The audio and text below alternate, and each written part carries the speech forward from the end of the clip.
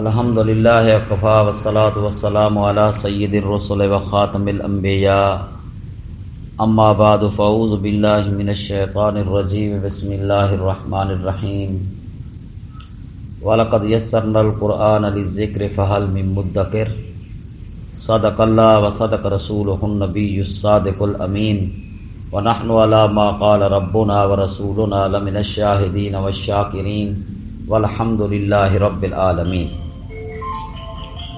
آج کے سبق میں ہمارا نظام، ہمارا سلسلہ جو مقدمۃ القرآن کے حوالے سے جاری ساری تھا،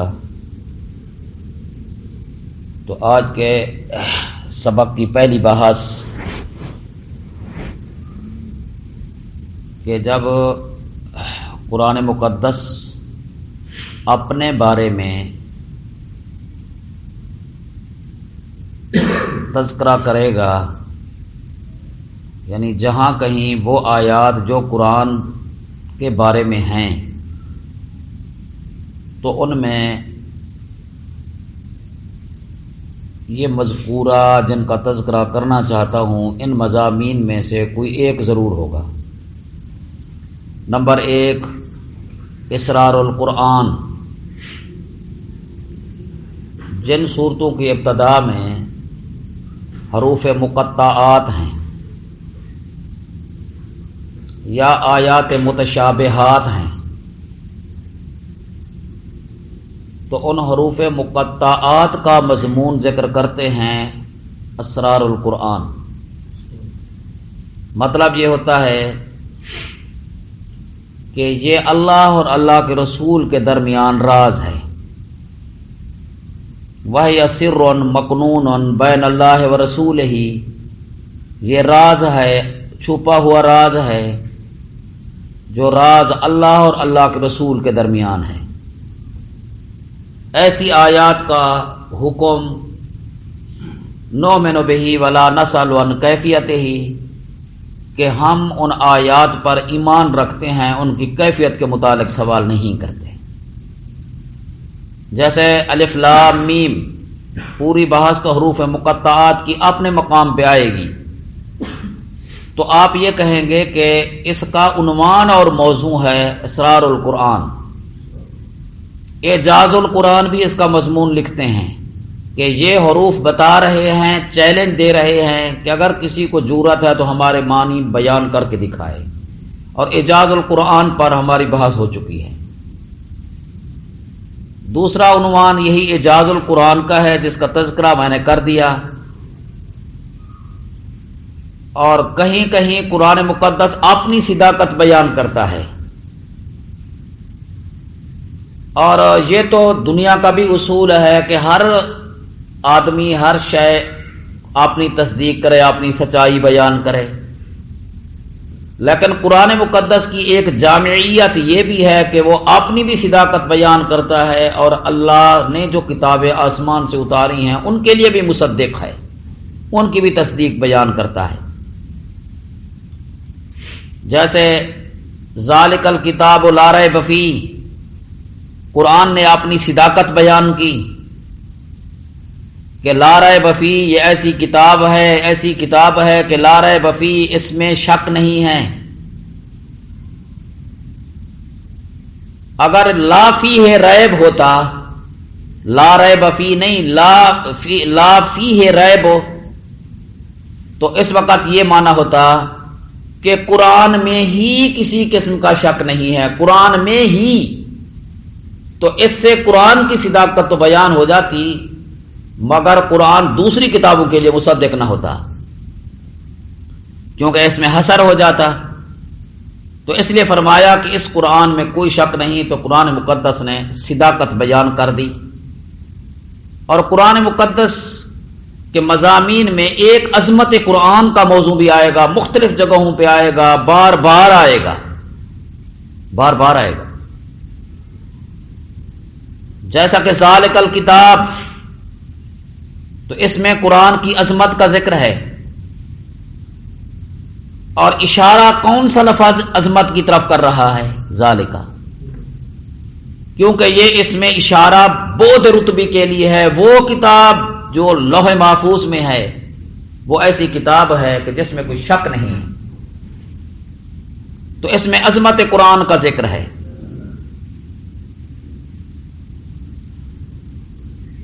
اور کبھی کبھی یہ قرآن مقدس اپنا منزل بھی بتائے گا کہ مجھے اتارنے والا کون ہے؟ اللہ. اور منزل علیہ بھی بتائے گا کہ میں کس پہ اترا ہوں، یہ بھی تذکرہ کرے گا. اور قرآن مقدس اپنی جامعیت بھی بیان کرے گا، اپنی کامل محفوظیت کا تذکرہ بھی کرے گا. تو اس طرح کے عنوانات یہ چلتے رہیں گے.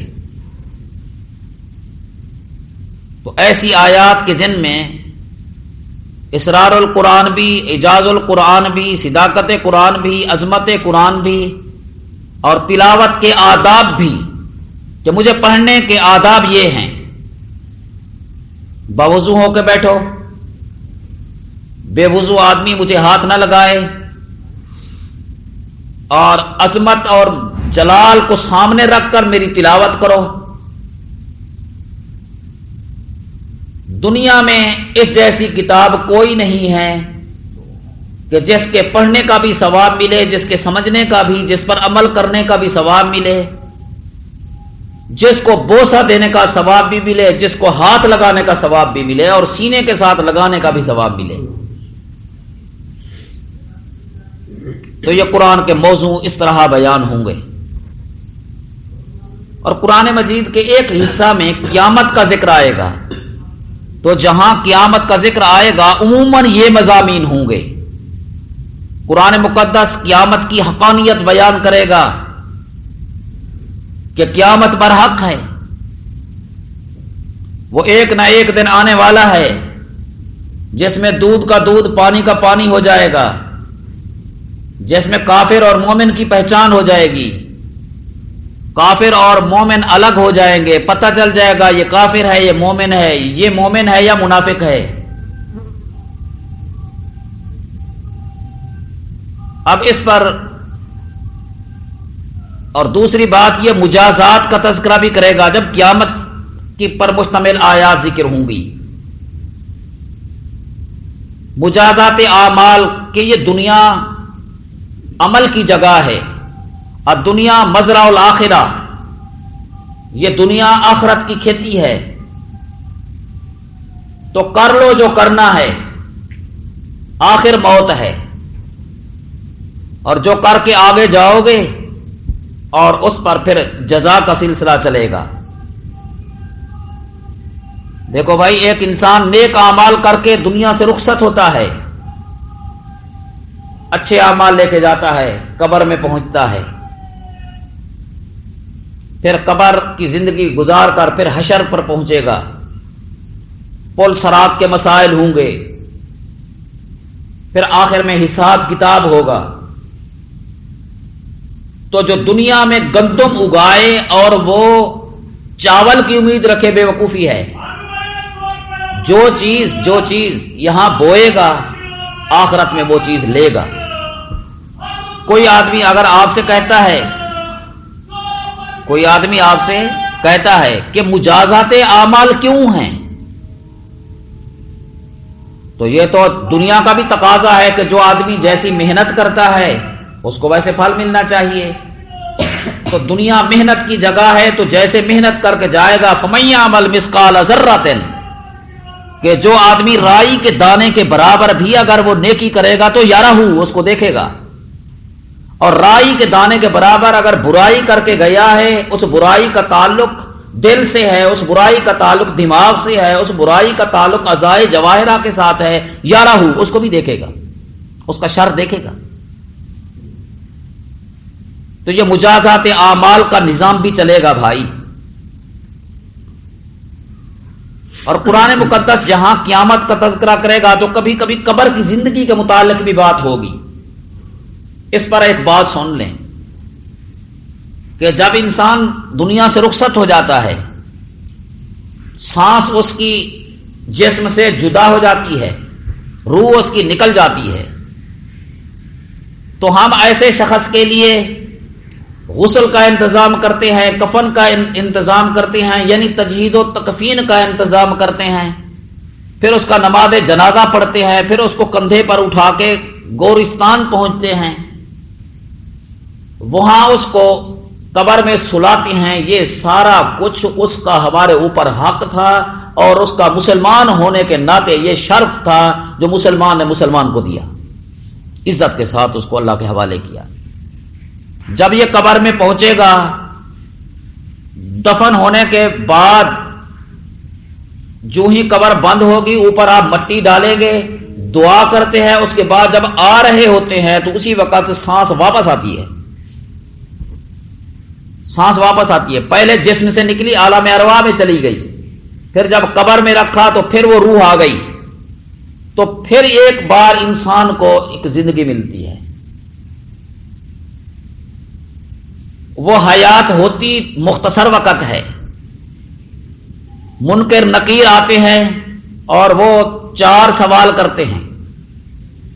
ایک سوال من ربوں کا، تیرا رب کون ہے؟ ما دینوں کا، من رسولوں کا۔ پھر حضور علیہ السلام کی تشبیہ مبارک دکھائی دیتی ہے، تو پھر پوچھا جاتا ہے من حاضر رجل۔ جب وہ من ربوں کا کہتے ہیں تو اگر وہ جواب دے جاتا ہے کہ ربی اللہ، میرے رب اللہ ہیں، پہلے سوال میں اس نے 33 نمبر لے لیے گویا۔ پھر جب دوسرا سوال ہوا من رسولوں کا، تو اس نے جواب دیا محمد الرسولی، محمد صلی اللہ علیہ وسلم میرے رسول ہیں، تو اس نے اور 33 نمبر لے لیے۔ جب یہ سوال ہوتا ہے ما دینوں کا، تو یہ کہتا ہے دین الاسلام، میرا دین اسلام ہے، تو اس وقت بھی بھائی اس نے 99% نمبر لے لیے۔ تو پھر حضور علیہ السلام کی صورت مبارک دکھائی دیتی ہے، تو پوچھا جاتا ہے من حاضر رجل، اگر دنیا میں وہ ابو بکر جیسا وفا کر کے جاتا ہے، فوراً آنکھ کھولتا ہے اور کہتا ہے ہاذا نبی، ہاذا رسولی، یہ میرے رسول ہیں، یہ میرے نبی ہیں۔ ان سوالات کے بعد فرشتے کہتے ہیں نم کا نومت العروس، کہ تو اس طرح سو کہ جس طرح پہلی رات کی دلہن اور دلہا سوتے۔ سکون کی طرف اشارہ ہوتا ہے، جنت کی کھڑکی کھول دی جاتی ہے، پھر یہ بڑے سکون کے ساتھ یہ سوتا ہے، جس طرح انسان نیند کرتا ہے سکون کے ساتھ سو رہا ہوتا ہے، اتنا بڑی طویل نیند کر لے گا، کافی زمانہ بیت جائے گا، اور جب یہ نفخہ ثانیہ ہوگا یوم ینفخ فی الصور فتاتون افواجا، تو پھر یہ قبر سے اٹھے گا اور یہ آنکھیں مسلتا ہوا آئے گا، کیا کس نے ہمیں جگا دیا، ابھی تو سوئے تھے۔ یعنی اتنا طویل زمانہ سونے کے بعد بھی ایسے لگے گا جس طرح ہم رات کو سوتے ہیں اور صبح اٹھ کھڑے ہوتے ہیں، یار آج رات نیند بڑی آئی، پتہ بھی نہیں چلا پوری رات کا۔ تو یہ لاکھوں سال بھی اگرچہ وہ قبر میں گزر جائیں گے، اس کو ایسے محسوس ہوگا۔ اور اگر ان سوالات کے جوابات میں فیل ہو گیا تو پھر مسئلہ ہے۔ جو ہی اس کو کہا جائے گا من ربوں کا، تو یہ جواب میں کہے گا، ابو داؤد شریف کی روایت ہے، ہا لا ادری، میں نہیں جانتا۔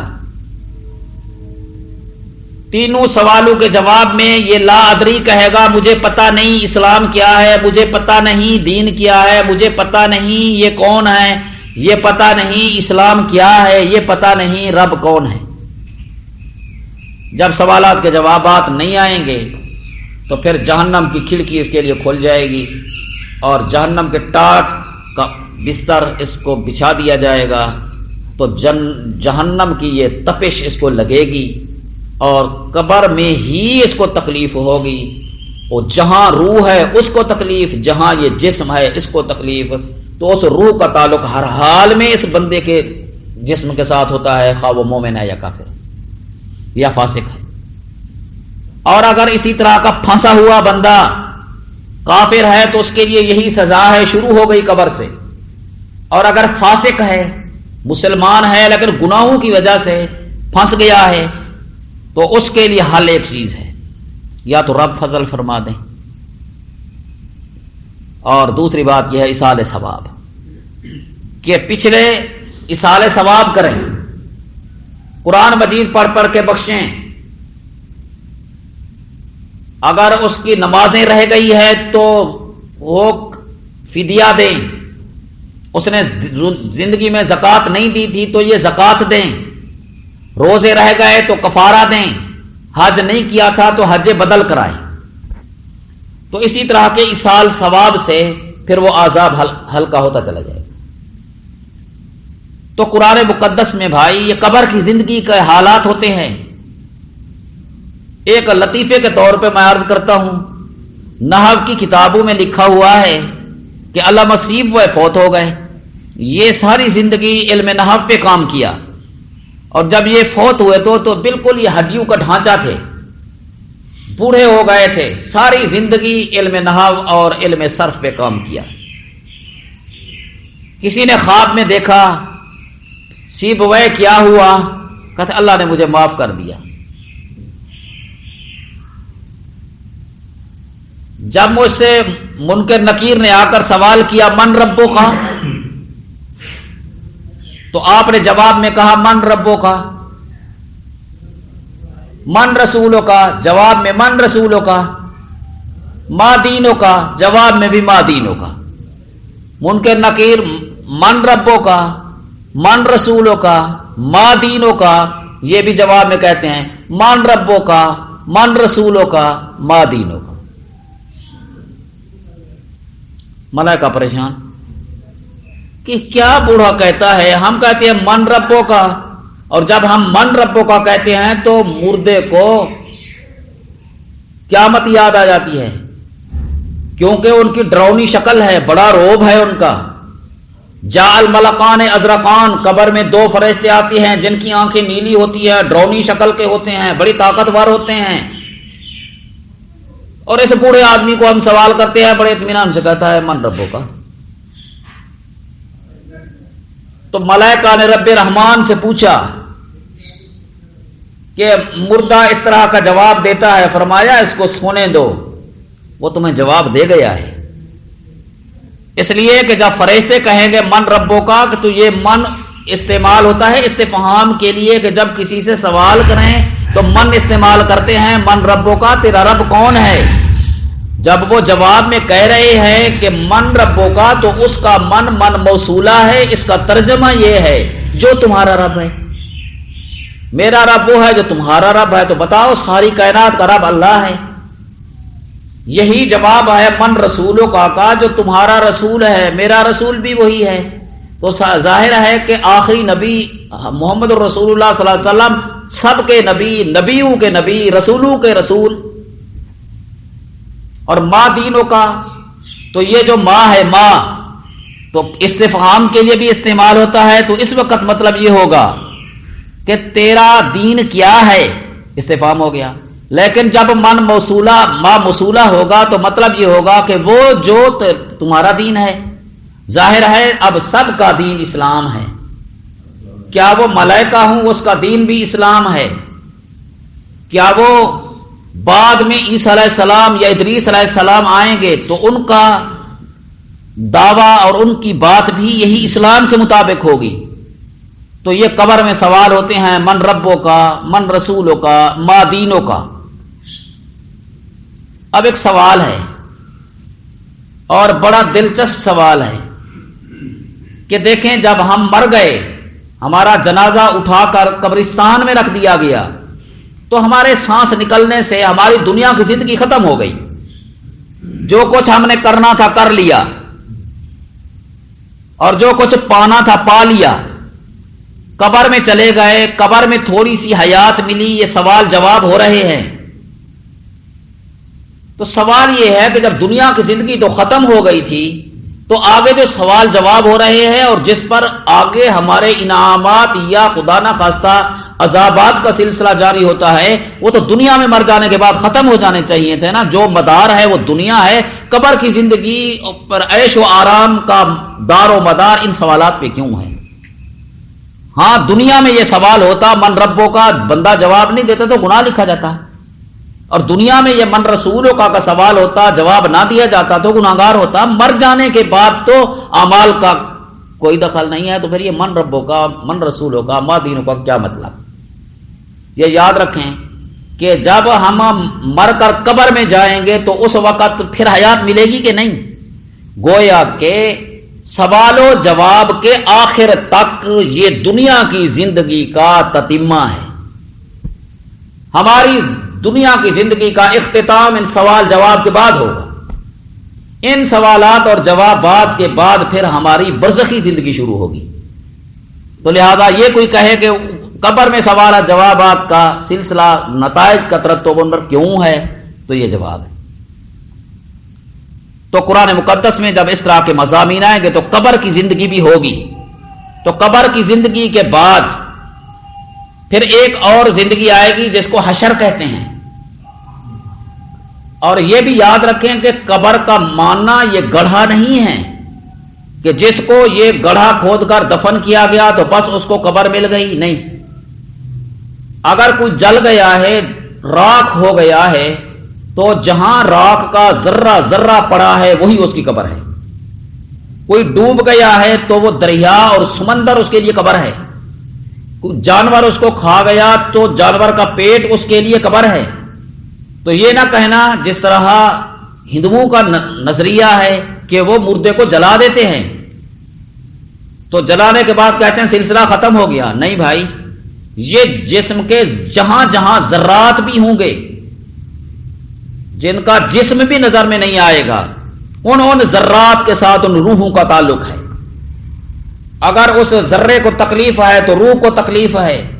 قیامت کے دن اللہ تعالیٰ جب زندہ فرمائیں گے تو جس جسم کے ساتھ آپ بیٹھے ہو یہی جسم ہوگا. یہ نہیں ہے کہ اس کے علاوہ کوئی اور جسم ہوگا، نہ ایسا نہیں ہوگا. تو اسی جسم کے ساتھ پہلے ایک نفخہ ہوگا. اسرافیل علیہ الصلوۃ والسلام سور پھونکیں گے اور اس میں کیا ہوگا؟ یہ سارا نظام ختم ہو جائے گا. آسمان گر جائے گا، پہاڑ ریزہ ریزہ ہو جائیں گے. القاریہ تو ملقاریہ وما ادراک ما القاریہ، یہ قیامت کے حالات ہیں. بھائی 40 سال تک یہ ساری دنیا مر چکی ہوگی. 40 سال تک کوئی مرنے والے کو سنبھالنے والا نہ ہوگا. جو جہاں پڑا ہے پڑا رہے گا. پوری کائنات مر جائے گی، پوری کائنات. سارا نظام معطل، آسمانوں کا نظام معطل، زمین کا نظام معطل، ہوا و فضا کا نظام معطل. جو پہلے قبروں میں پہنچ چکے ہیں وہ تو ویسے ہی پہنچ چکے ہیں.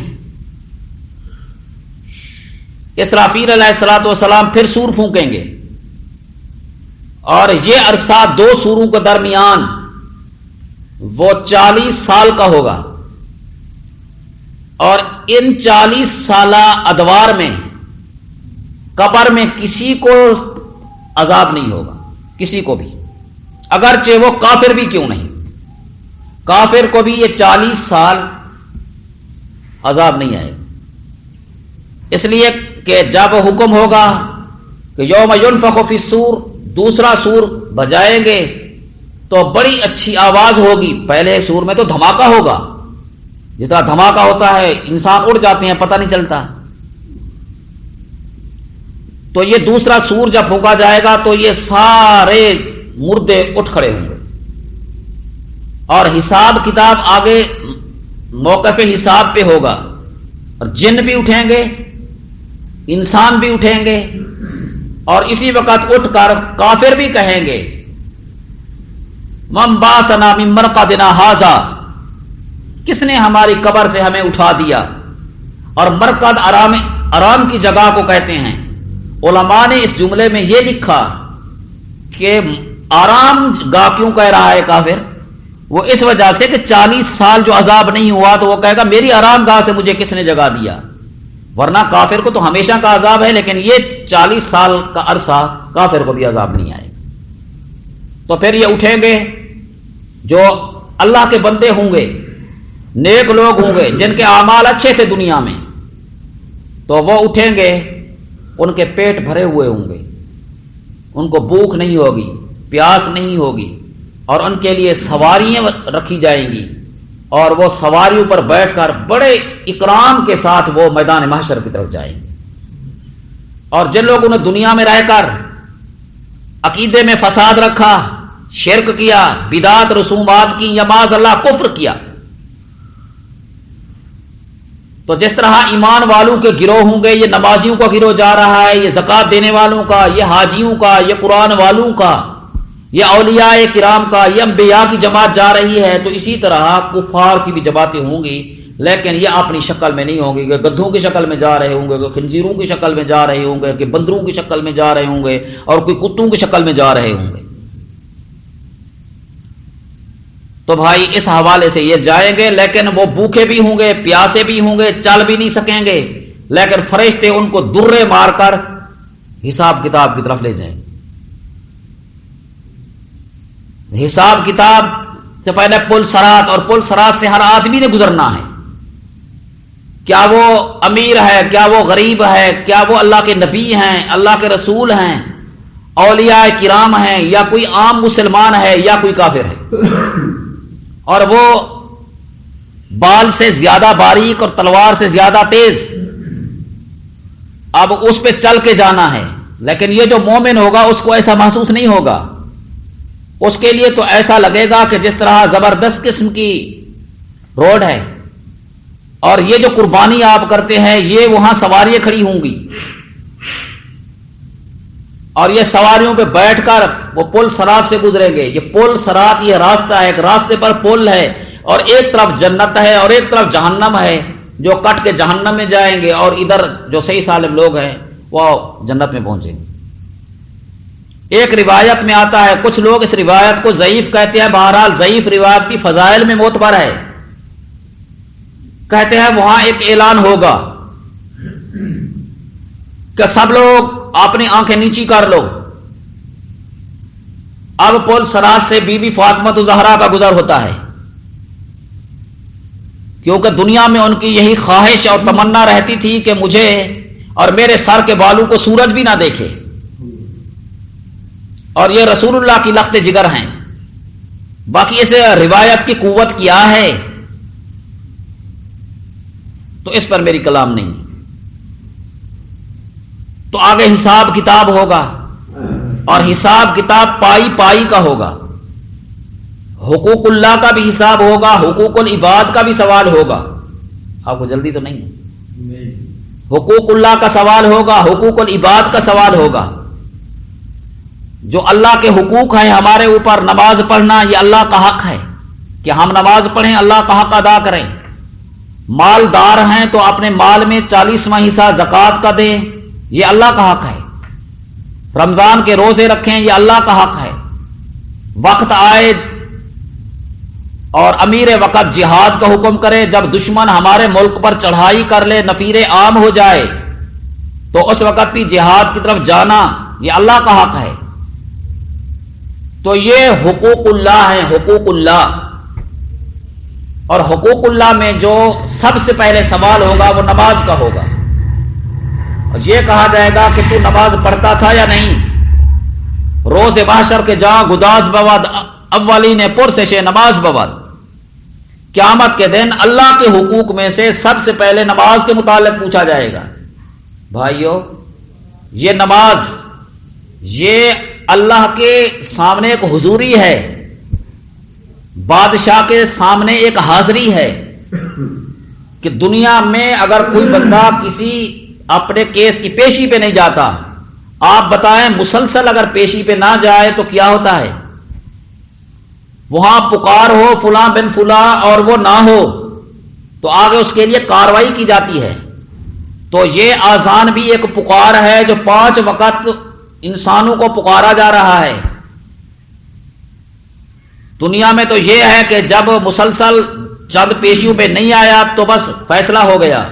احکم الحاکمین کی یہ شفقت ہے، 100 سال گزر گیا تب بھی آواز دی جا رہی ہے، آ جاؤ آ جاؤ، کامیابی کی طرف آ جاؤ۔ تو یہ نماز در حقیقت یہ پیشی ہے، یہ اپنے پروردگار کے سامنے حاضری ہے، اور یہ قرب خداوندی کا ایک بہترین ذریعہ ہے کہ جو آدمی نماز پڑھتا ہے وہ اللہ کا قرب نصیب ہوتا ہے اس کو۔ سرکار دو عالم صلی اللہ علیہ وسلم نے معراج کیا، اور آپ نے یہ خواہش کی کہ میری امت کی معراج، جب آپ نے معراج کی تو پھر امت کا بھی خیال، آپ کی معراج کہ آپ مکہ مکرمہ سے بیت المقدس سے آسمانوں سے پھر کعبہ قوسین تک پہنچے، اور یہ امتی کی معراج ہے نماز۔ الصلاۃ معراج المومنین، کہ یہ مومن 5 دفعہ اپنے رب سے معراج کرتا ہے، اور اگر رات کو یہ اٹھائے جس طرح صحابہ کرام اٹھتے تھے، تتجافا جنوبہم عن المضاجع، اپنے نرم گرم بستروں کو چھوڑ کر نماز تہجد کے لیے کھڑے ہوتے، اور خود سرکار دو عالم صلی اللہ علیہ وسلم سارے دن کی مشغولیت کے باوجود کہ رات کو پھر کھڑے ہو جاتے۔ اللہ تعالیٰ نے فرمایا یا ایھا المزمل قم اللیل الا قلیلا، میرے محبوب اتنا رات کو نوافل پڑھتے ہیں، اتنے رات کو نوافل پڑھتے ہیں کہ راتیں تھک جاتی ہیں، آپ نہیں تھکتے۔ حتیٰ تورمت قدما، نبی علیہ السلام کے پاؤں سوج جاتے تھے عبادت کی وجہ سے۔ آج امت نماز کو چھوڑ رہا ہے، یعنی قرب خداوندی کو چھوڑ رہا ہے۔ یاد رکھیے قرآن مقدس کے دوسرے مقام پہ ہے کہ جو آدمی نماز کا اعراض کرتا ہے، من آرز، تو یہ تو اب یہ کا سبق ہے، اگر 11 بجے کہیں تو پڑھ دیں گے، چلو ٹھیک ہے، تو کہہ دینا کسی بچے کو بلا لے۔ من آرز عن ذکری، فرمایا جو آدمی میرے ذکر سے اعراض کرتا ہے، فإن له معیشۃ ضنقا، ایسے آدمی کی روزی تنگ کر دیتا ہوں۔ نماز نہ پڑھے، اللہ کے ذکر کے قریب نہ آئے، اور وہ روزی کمانے کے چکر میں صبح سے شام تک سر مارے، کچھ بھی نصیب نہیں ہوگا۔ من اعرض عن ذکری فإن له معیشۃ ضنقا۔ تو بہرحال بھائی، تو نماز کے متعلق پوچھا جائے گا، اور اللہ کے حقوق میں اس کے متعلق پوچھا جائے گا کہ نماز پڑھتا تھا یا نہیں پڑھتا تھا، اور مخلوق کے جو حقوق ہیں مخلوق پر، ان حقوق میں سے سب سے پہلے قتل کے متعلق پوچھا جائے گا۔ اگر کسی نے کسی کو قتل کیا ہے تو قاتل سے پوچھا جائے گا تو نے اس کو قتل کیوں کیا تھا، تو نے اس کو قتل کیوں کیا تھا۔ قاتل سے پوچھا جائے گا، حدیث میں آتا ہے کہ یہ جو مقتول دنیا میں قتل ہو گیا تھا، یہ قاتل کے گریبان سے پکڑے گا اور اس کو گھسیٹ گھسیٹ کر اللہ کی دربار میں لے جائے گا، اور مقتول بیچارے کے جسم سے وہ دنیا میں جو خون بہا تھا آج بھی وہ خون بہ رہا ہوگا، اور اس حیثیت سے جا رہا ہوگا۔ لونہ کا لون دم، اس خون کا رنگ تو خون جیسا ہوگا، مگر وریحہ، اس خون کی جو خوشبو ہوگی وہ مشک اور عنبر کی خوشبو ہوگی۔ جو مظلوماً قتل ہو گیا تھا، اللہ کے دربار میں لے جائے گا اور اللہ تعالیٰ سے استغاثہ کرے گا، اے میرے پروردگار، اس سے پوچھیں مجھے کیوں مارا تھا، اس نے دنیا کی نعمتیں مجھ سے کیوں سلب کی تھیں۔ وَإِذَا الْمَوْءُودَةُ سُئِلَتْ، زندہ درگور کی ہوئی لڑکی وہ بھی گریبان پکڑے ہوئے ہوگی، وہ چھوٹی سی بچی گریبان پکڑے ہوئے ہوگی، لے جائے گی دربار میں۔ وَإِذَا الْمَوْءُودَةُ، مجھے زندہ کیوں درگور کیا گیا تھا۔ پہلے یہ عرب میں رواج تھا کہ وہ لڑکیوں کو زندہ درگور کرتے تھے۔ ان بے وقوفوں کے سامنے 2 چیزیں ہوتی تھیں، ایک تو یہ کہ جب یہ بڑی ہو جائے گی، اس کی شادی ہوگی تو کوئی داماد میرے گھر میں آئے گا، تو وہ داماد کو برداشت نہیں کرتے تھے اور اس کو حقارت کی نظر سے دیکھتے تھے۔ دوسرا یہ ہے کہ اس کو کون کھلائے گا، کون پلائے گا، یہ تو دوسروں کا مال ہے۔ تو اس آر اور شرم کی وجہ سے لڑکیوں کو پیدا ہوتے ہوئے زندہ زندہ قبر میں دفن کر دیتے، جیسا کہ مشہور قصہ ہے کہ ایک صحابی رسول حضور اکرم صلی اللہ علیہ وسلم کے پاس آئے اور مسلمان ہو گئے۔ مسلمان ہو جانے کے بعد احساس ہوا اور رات کو نیند بھی نہ آتی تھی، کیونکہ اس شخص نے زمانہ جاہلیت میں اپنی بچی کو زندہ درگور کیا تھا۔ جب پیدا ہوئی تھی تو نہیں تھا، سفر پہ تھا، اور جب سفر سے واپس آیا تو اس کی بیوی نے بچی کو چھپا دیا۔ آخر وہ کب تک چھپاتی؟ جب اس نے دیکھا کہ یہ بچی 7 ماہ کی بچی ہمارے گھر میں، تو اس کی غیرت نے جوش مارا اور بچی کو اس نے اٹھایا اور جنگل کی طرف چلا گیا۔ اور وہاں یہ ظالم باپ یہ قبر کھود رہا تھا۔ گرمی کی وجہ سے جب اس کو پسینہ آیا تو وہی چھوٹی سی بچی وہ کوشش کرتی تھی کہ میں اپنے ابو کے پسینے کو صاف کروں۔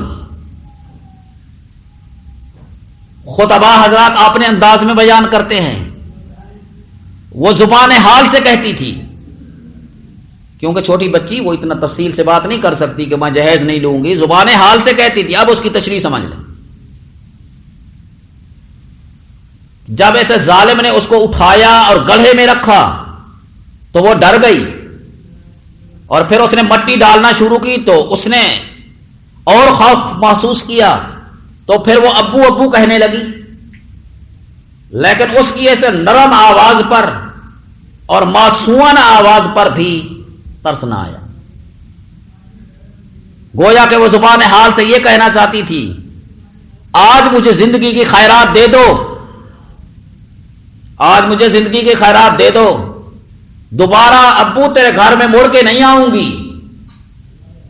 میں زندہ رہوں گی، آپ کے گھر سے الگ رہوں گی، مجھے زندگی کی خیرات دے دو۔ مگر اس ظالم کو تب بھی ترس نہ آیا۔ وہ اپنے زبان حال سے اس نے کہا، جہیز کا فکر نہ کرو، میری روزی کا فکر مت کرو۔ لیکن پھر بھی فرق نہ پڑا۔ بھاری پتھر پھینکا، جس پتھر کے نیچے وہ دب گئی اور مٹی ڈال کر واپس آیا۔ آج اللہ تعالیٰ نے اسلام کی دولت دے دی۔ یا رسول اللہ صلی اللہ علیہ وسلم، وہ زمانہ جاہلیت کے اس قصے کو جب یاد کرتا ہوں تو رات کی نیند اڑ گئی ہے، نیند نہیں آتی۔ حضور اللہ صلی اللہ علیہ وسلم نے فرمایا، تیرے اس اسلام لانے نے تیرے تمام سابقہ گناہوں کو معاف کر دیا۔ الاسلام یہدم ما کان قبلہ، اسلام ایک ایسی چیز ہے کہ جب قبول کرتا ہے کافر تو پچھلے جتنے بھی گناہ ہیں وہ سارے کے سارے معاف ہو جاتے ہیں۔ لیکن ایک آدمی اتنا ظلم کیا ہوا ہو تو تسلی بھی نہیں ہوتی۔ اب دور حاضر میں زمانہ جاہلیت کے جراثیم باقی ہیں، تو یہاں چھوٹی چھوٹی بچیوں کو جہاں وہ بیچاری ایک تماچا بھی برداشت نہ کر سکیں، اور ایسی معصوم بچی کو اگر وہ گولیوں کا نشانہ بنا کر اس کی دنیاوی زندگی کو سلب کر لیا جائے اور پھر وہ ٹس سے مس بھی نہ ہو، اس کی جب چیخ نکلی ہوگی، یقینی بات ہے وہ معصوم ہے، وہ جنت کا ایک پھول ہے، وہ ریحان ہے، ریحانہ ہے۔ جب وہ روئی ہوگی تو اس کے سامنے، کیونکہ عقل و دماغ اس کو پورا مکمل نہیں ہے، لیکن اس نے ایک چیخ مار کر اس چیخ میں تو کچھ کہا ہوگا کہ میں دنیا میں اس لیے آئی تھی اور کتنے دن میں مجھے رہنے دیا گھر میں۔ تو بہرحال بھائی، اللہ کے حقوق میں سے نماز کے متعلق پوچھا جائے گا، بندوں کے حقوق میں سے قتل کے متعلق پوچھا جائے گا۔ اور آپ کو یہ پتا ہے کہ یہ بچے اور بچیاں، بچے کو رحمت کہا ہے، بچی کو رحمت کہا ہے، اور بچے کو نعمت کہا ہے۔ سرکار دو عالم صلی اللہ علیہ وسلم نے فرمایا کہ جس کو اللہ تعالیٰ نے بچی دی اور اس نے اس کا اچھا نام رکھا اور اس بچی کی تربیت کی، پھر اس کی شادی کر دی، قیامت کے دن وہ میرے ساتھ ایسے ہوگا۔ تو میں اس آدمی سے پوچھتا ہوں کہ جس نے اپنی بچی کو گولیوں کا نشانہ بنایا، تو کہاں ہوگا؟ وہ ایک بچی کی تربیت کرنے والے کا گھر تو حضور کے گھر کے ساتھ ہوگا، تیرا گھر کہاں ہوگا؟ بیوی بیچاری اگر پہلی دفعہ بچی پیدا کرے تو اس کو منحوس کہا جاتا ہے کہ یہ منحوس ہے، حالانکہ حدیث کی روح سے ایسی عورت کو بخت والی عورت کہا جاتا ہے جس نے سب سے پہلے بچی جنی۔ زمانہ جاہلیت میں یہ دکھ ہوتے تھے ان عورتوں پر، ان عورتوں کو شیطان کا پتلا سمجھا جاتا تھا، ان کا کوئی اکرام نہ ہوتا تھا، منتھلی ڈے ایام حیض میں ان کو گھر سے باہر بھگا دیا جاتا تھا، ان کے ساتھ کھانا نہ کھایا جاتا تھا، ان کے ساتھ پانی نہ پیا جاتا تھا، ان کے ساتھ سوتے نہیں تھے، وہ شیطان کا پتلا سمجھا جاتا۔ اسلام نے آ کر پھر چھوٹی بچی سے لے کر بوڑھی ماں تک سب کو قدر دی ہے،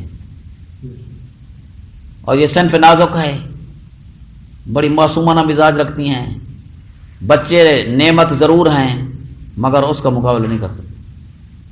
جب باپ روئے تڑپے، ساتھ تڑپتی ہے، اور صرف یہ نہیں کہ شادی سے پہلے تڑپے، وہ شادی کے بعد چلی جائے، باپ بوڑھا ہو جائے، ماں بوڑھی ہو جائے تو وہ لڑکے اتنا ساتھ نہیں ہوتے، بہویں ساتھ نہیں ہوتی، لیکن وہ بچیاں روتی ہیں، وہ آ کر خدمت کا ایسا انداز پیش کرتی ہیں لیکن نظیر نہیں ملتی۔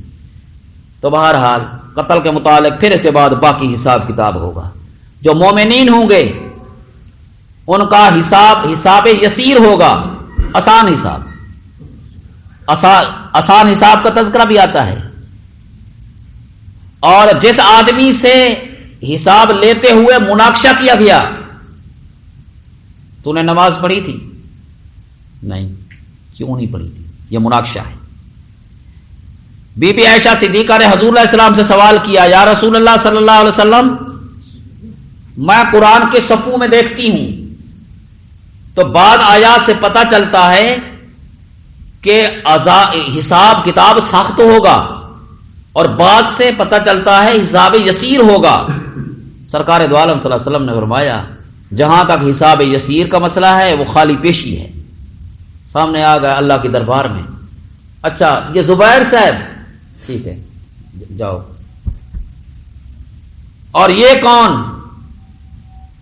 یہ صدیق اکبر کا مخالف، یہ رسول اللہ کا مخالف، یہ کافر،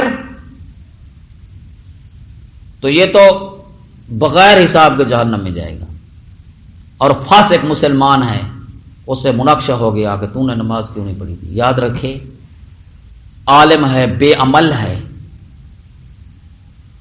تو اللہ اپنے فضل سے معاف کر دے، لیکن اس سے ڈبل سوال ہوگا، تجھے میں نے علم بھی دیا تھا، جاننے کے باوجود بھی تو نے ایسا کیوں کیا؟ کیوں کیا؟ تو کیوں میں یہ مولوی صاحب بھی پھنس جائے گا، اور وہی مقتدی جو پیچھے نماز پڑھتے تھے وہ تو جنت میں جا رہے ہیں، اور مولوی صاحب پھنسا ہوا ہے۔ پھر کہنے والا کہے گا، ہاں میں تو ملا فاضل کی ہاں پہ گیو رولا، ہاں میں تو ملا فاضل کی ہاں پہ گیو رولا۔ بہرحال یہ حساب آسان بھی ہوگا، مشکل بھی ہوگا۔ اللہ تعالیٰ سے دعا ہے اللہ تعالیٰ حساب یسیر، یعنی صرف پیشی ہو، اور اقرا کا حساب سیدنا ابو بکر صدیق سے ہوگا۔ حساب کتاب کا سلسلہ جب شروع ہوگا، سرکار دو عالم صلی اللہ علیہ وسلم سجدے سے سر اٹھا چکے ہوں گے، اور اس وقت اللہ تعالیٰ اپنے جلال والی کرسی پہ بیٹھے ہوئے ہوں گے، حساب کتاب کا سلسلہ شروع ہوگا۔ حساب کتاب کی ابتدا بھی امت محمد سے ہوگی، تو حکم ہوگا امت محمدیہ میں سے حساب شروع ہوتا ہے، اور حساب کے لیے امت محمدیہ کے ایک فرد کو پیش کیا جائے۔ سرکار دو عالم صلی اللہ علیہ وسلم سیدنا صدیق اکبر بلائیں گے، اور پورا محشر سجا ہوا ہے، اور اس محشر میں سب سے پہلے جو حساب کے لیے اللہ کے دربار میں جا رہے ہیں وہ سیدنا ابو بکر صدیق رضی اللہ عنہ پہنچیں گے اللہ کے دربار میں، تو اللہ تعالیٰ نظر شفقت فرمائیں گے۔ اور میں یہ منظر کشی کرنا چاہتا ہوں کہ سارے لوگ دیکھیں گے کہ پہلے حساب کتاب کس سے ہو رہا ہے، ساری دنیا کی نظر خلیفہ بلا فصل ابو بکر صدیق پہ ہوگی۔ یہ صداقت کا بادشاہ، یہ اللہ کے دربار میں جائیں گے تو اللہ تعالیٰ دیکھ کر فرمائیں گے کہ آپ کو میں بے حساب بخشتا ہوں، اس لیے کہ جو حساب نہ کرے اسے حساب نہیں کیا جاتا. تو نے پوری زندگی میں میرے محبوب محمد رسول اللہ سے حساب نہیں کیا تھا، آج تو اس سے بھی حساب نہیں. اس طرح کے خوش نصیب 70,000 سے بھی زیادہ ہوں گے کہ جن کا حساب نہیں ہوگا. اور پھر حساب کتاب شروع ہوگا، حساب کتاب بھی آنن فانن ہوگا. یہ جو 50,000 سال کا دن معاشر کا بتایا جاتا ہے یہ کافر کے لیے، اس کو اتنا محسوس ہوگا. اور مسلمان کے لیے اور کلمہ گو کے لیے تو 4 رکعات جو آپ پڑھتے ہیں کتنا دیر لگتی ہے، اور ماشاءاللہ اس دور کا نمازی تو 2 منٹ میں ختم کر دے گا. تو چلو 4 منٹ تو 5 منٹ 10 منٹ لگا لو، خشوع خضوع کے ساتھ بھی پڑھے تو 10 منٹ سے زیادہ نہیں ہیں. تو یہ سارے جن و انس کا حساب 10 منٹ میں ہو جائے گا. پھر اس کے بعد حساب کے فوراً بعد جہاں معاشر میں کھڑے ہیں وہاں نامہ اعمال تقسیم ہوگا، آنن فانن ہوگا. ملائکہ اتنا تعداد میں ہیں کہ وہ پرچی پکڑاتے جائیں گے. جس کے دائیں ہاتھ میں پرچی آ گئی تو وہ ہے اصحاب یمین، اور جن کے بائیں ہاتھ میں پرچی آ گئی یہ ہے اصحاب الشمال، یہ جہنمی ہیں اور یہ جنتی ہیں. تو یہ جنتی اپنا نامہ اعمال ہاتھ میں پکڑے گا، وَيَنْقَلِبُ إِلَىٰ أَهْلِهِ مَسْرُورًا، تو یہ اپنے دنیا والوں کے رشتہ داروں کے پاس دوڑتا ہوا جائے گا اور جا کر اپنے رشتہ داروں کو ملے گا اور کہے گا ہاؤ مقرؤ کتابیہ، یہ میرا نامہ اعمال پڑھو. جس طرح دنیا میں نوکری ہوتی ہے، آرڈر جب ہاتھ میں آتے ہیں تو خوشی کا مارا، اور کبھی چچے کے پاس، کبھی ماموں کے پاس، کبھی والد کے پاس، کبھی دوستوں کے پاس یہ کہہ رہا ہوتا ہے کہ میرے آرڈر آ گئے. آج یہ جو جنت والا آرڈر ہے وہ يَنْقَلِبُ إِلَىٰ أَهْلِهِ مَسْرُورًا، یہ اپنا نامہ اعمال پڑھ پڑھ کے سلائے گا. اتنے میں بلانے والا کہے گا کہ جاؤ تم اپنی جنت کی طرف، راضیۃ مرضیہ، اب منمانی کے ساتھ زندگی بسر کرو، دنیا اللہ کے حوالے کرو، اور آخرت میں پھر منمانی ہوگی. تو یہ آخرت کا حساب ہو رہا ہے. تو اس حوالے سے بھائی یہ شخص اپنی جنت کی طرف جائے گا اور جنت میں پہنچے گا انشاءاللہ العزیز. جب جنت کی بحث آئے گی تو یہاں سے میں شروع کروں گا کہ جنت کیا ہے اور جنت میں کیا ہوتا ہے. تو ایک تو یہ ہے کہ حشر اور کیفیت حشر، موقف حساب، یہ سارا کچھ اس میں آ گیا. پل صراط کا تذکرہ آ گیا اس میں، جنت و جہنم کا تذکرہ. خدا کی ناراضگی کی جگہ جہنم ہے اور خدا کی رضا کا نام جنت ہے. جنتی جنت میں پہنچ گئے، ہمیشہ کے لیے درد ختم، ہمیشہ کے لیے سکون ہی سکون، ہمیشہ کے لیے آرام ہی آرام، ہمیشہ کے لیے زندگی ہی زندگی. بس جس چیز کی خواہش کرے گا، ابھی خواہش کی شین بھی ختم نہیں ہوگی، وہ چیز اس کے سامنے آ جائے گی. کیا ان کے پھلوں کا تذکرہ کروں کہ جن پھلوں کو نہ آنکھوں نے دیکھا ہے نہ دل میں وہ کھٹکتے ہیں، لیکن ہمارا ایمان ہے. وہ محلات ہوں گے، وہ بنگلے ہوں گے، وہ کلینیں ہوں گی، وہاں کے آب خورے ہوں گے، وہاں کے حورے ہوں گی، اور وہاں کے غلمان ہوں گے، اور وہاں نبی مکرم سے زیارت ہوگی، اللہ کا دیدار ہوگا. تو آیات میں اس طرح کی باتیں بھی ہوں گی بھائی. اب یہ 4 اصول تھے، توحید، رسالت، اور پھر قرآن مقدس، اور یہ معاد قیامت.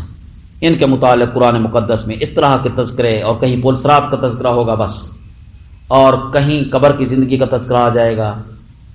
تو اسی طرح مختلف مقامات پہ یہ حالات آئیں گے انشاءاللہ. ادھر جب میں ایک مختلف جزئی بیان کروں گا تو یہ تفصیل آپ کے سامنے ہوگی.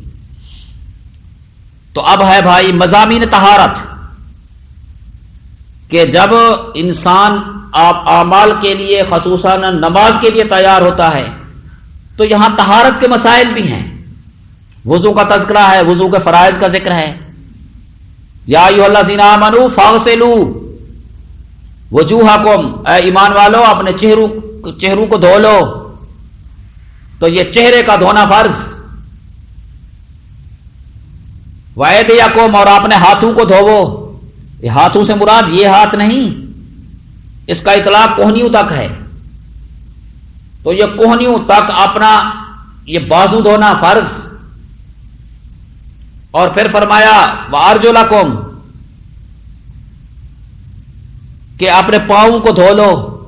تو پاؤں کا دھونا فرض، اور اپنے سر کا مسح کرنا اور چوتھائی حصے تک مسح کرنا فرض ہے، کیونکہ یہاں مطلق آیا ہے.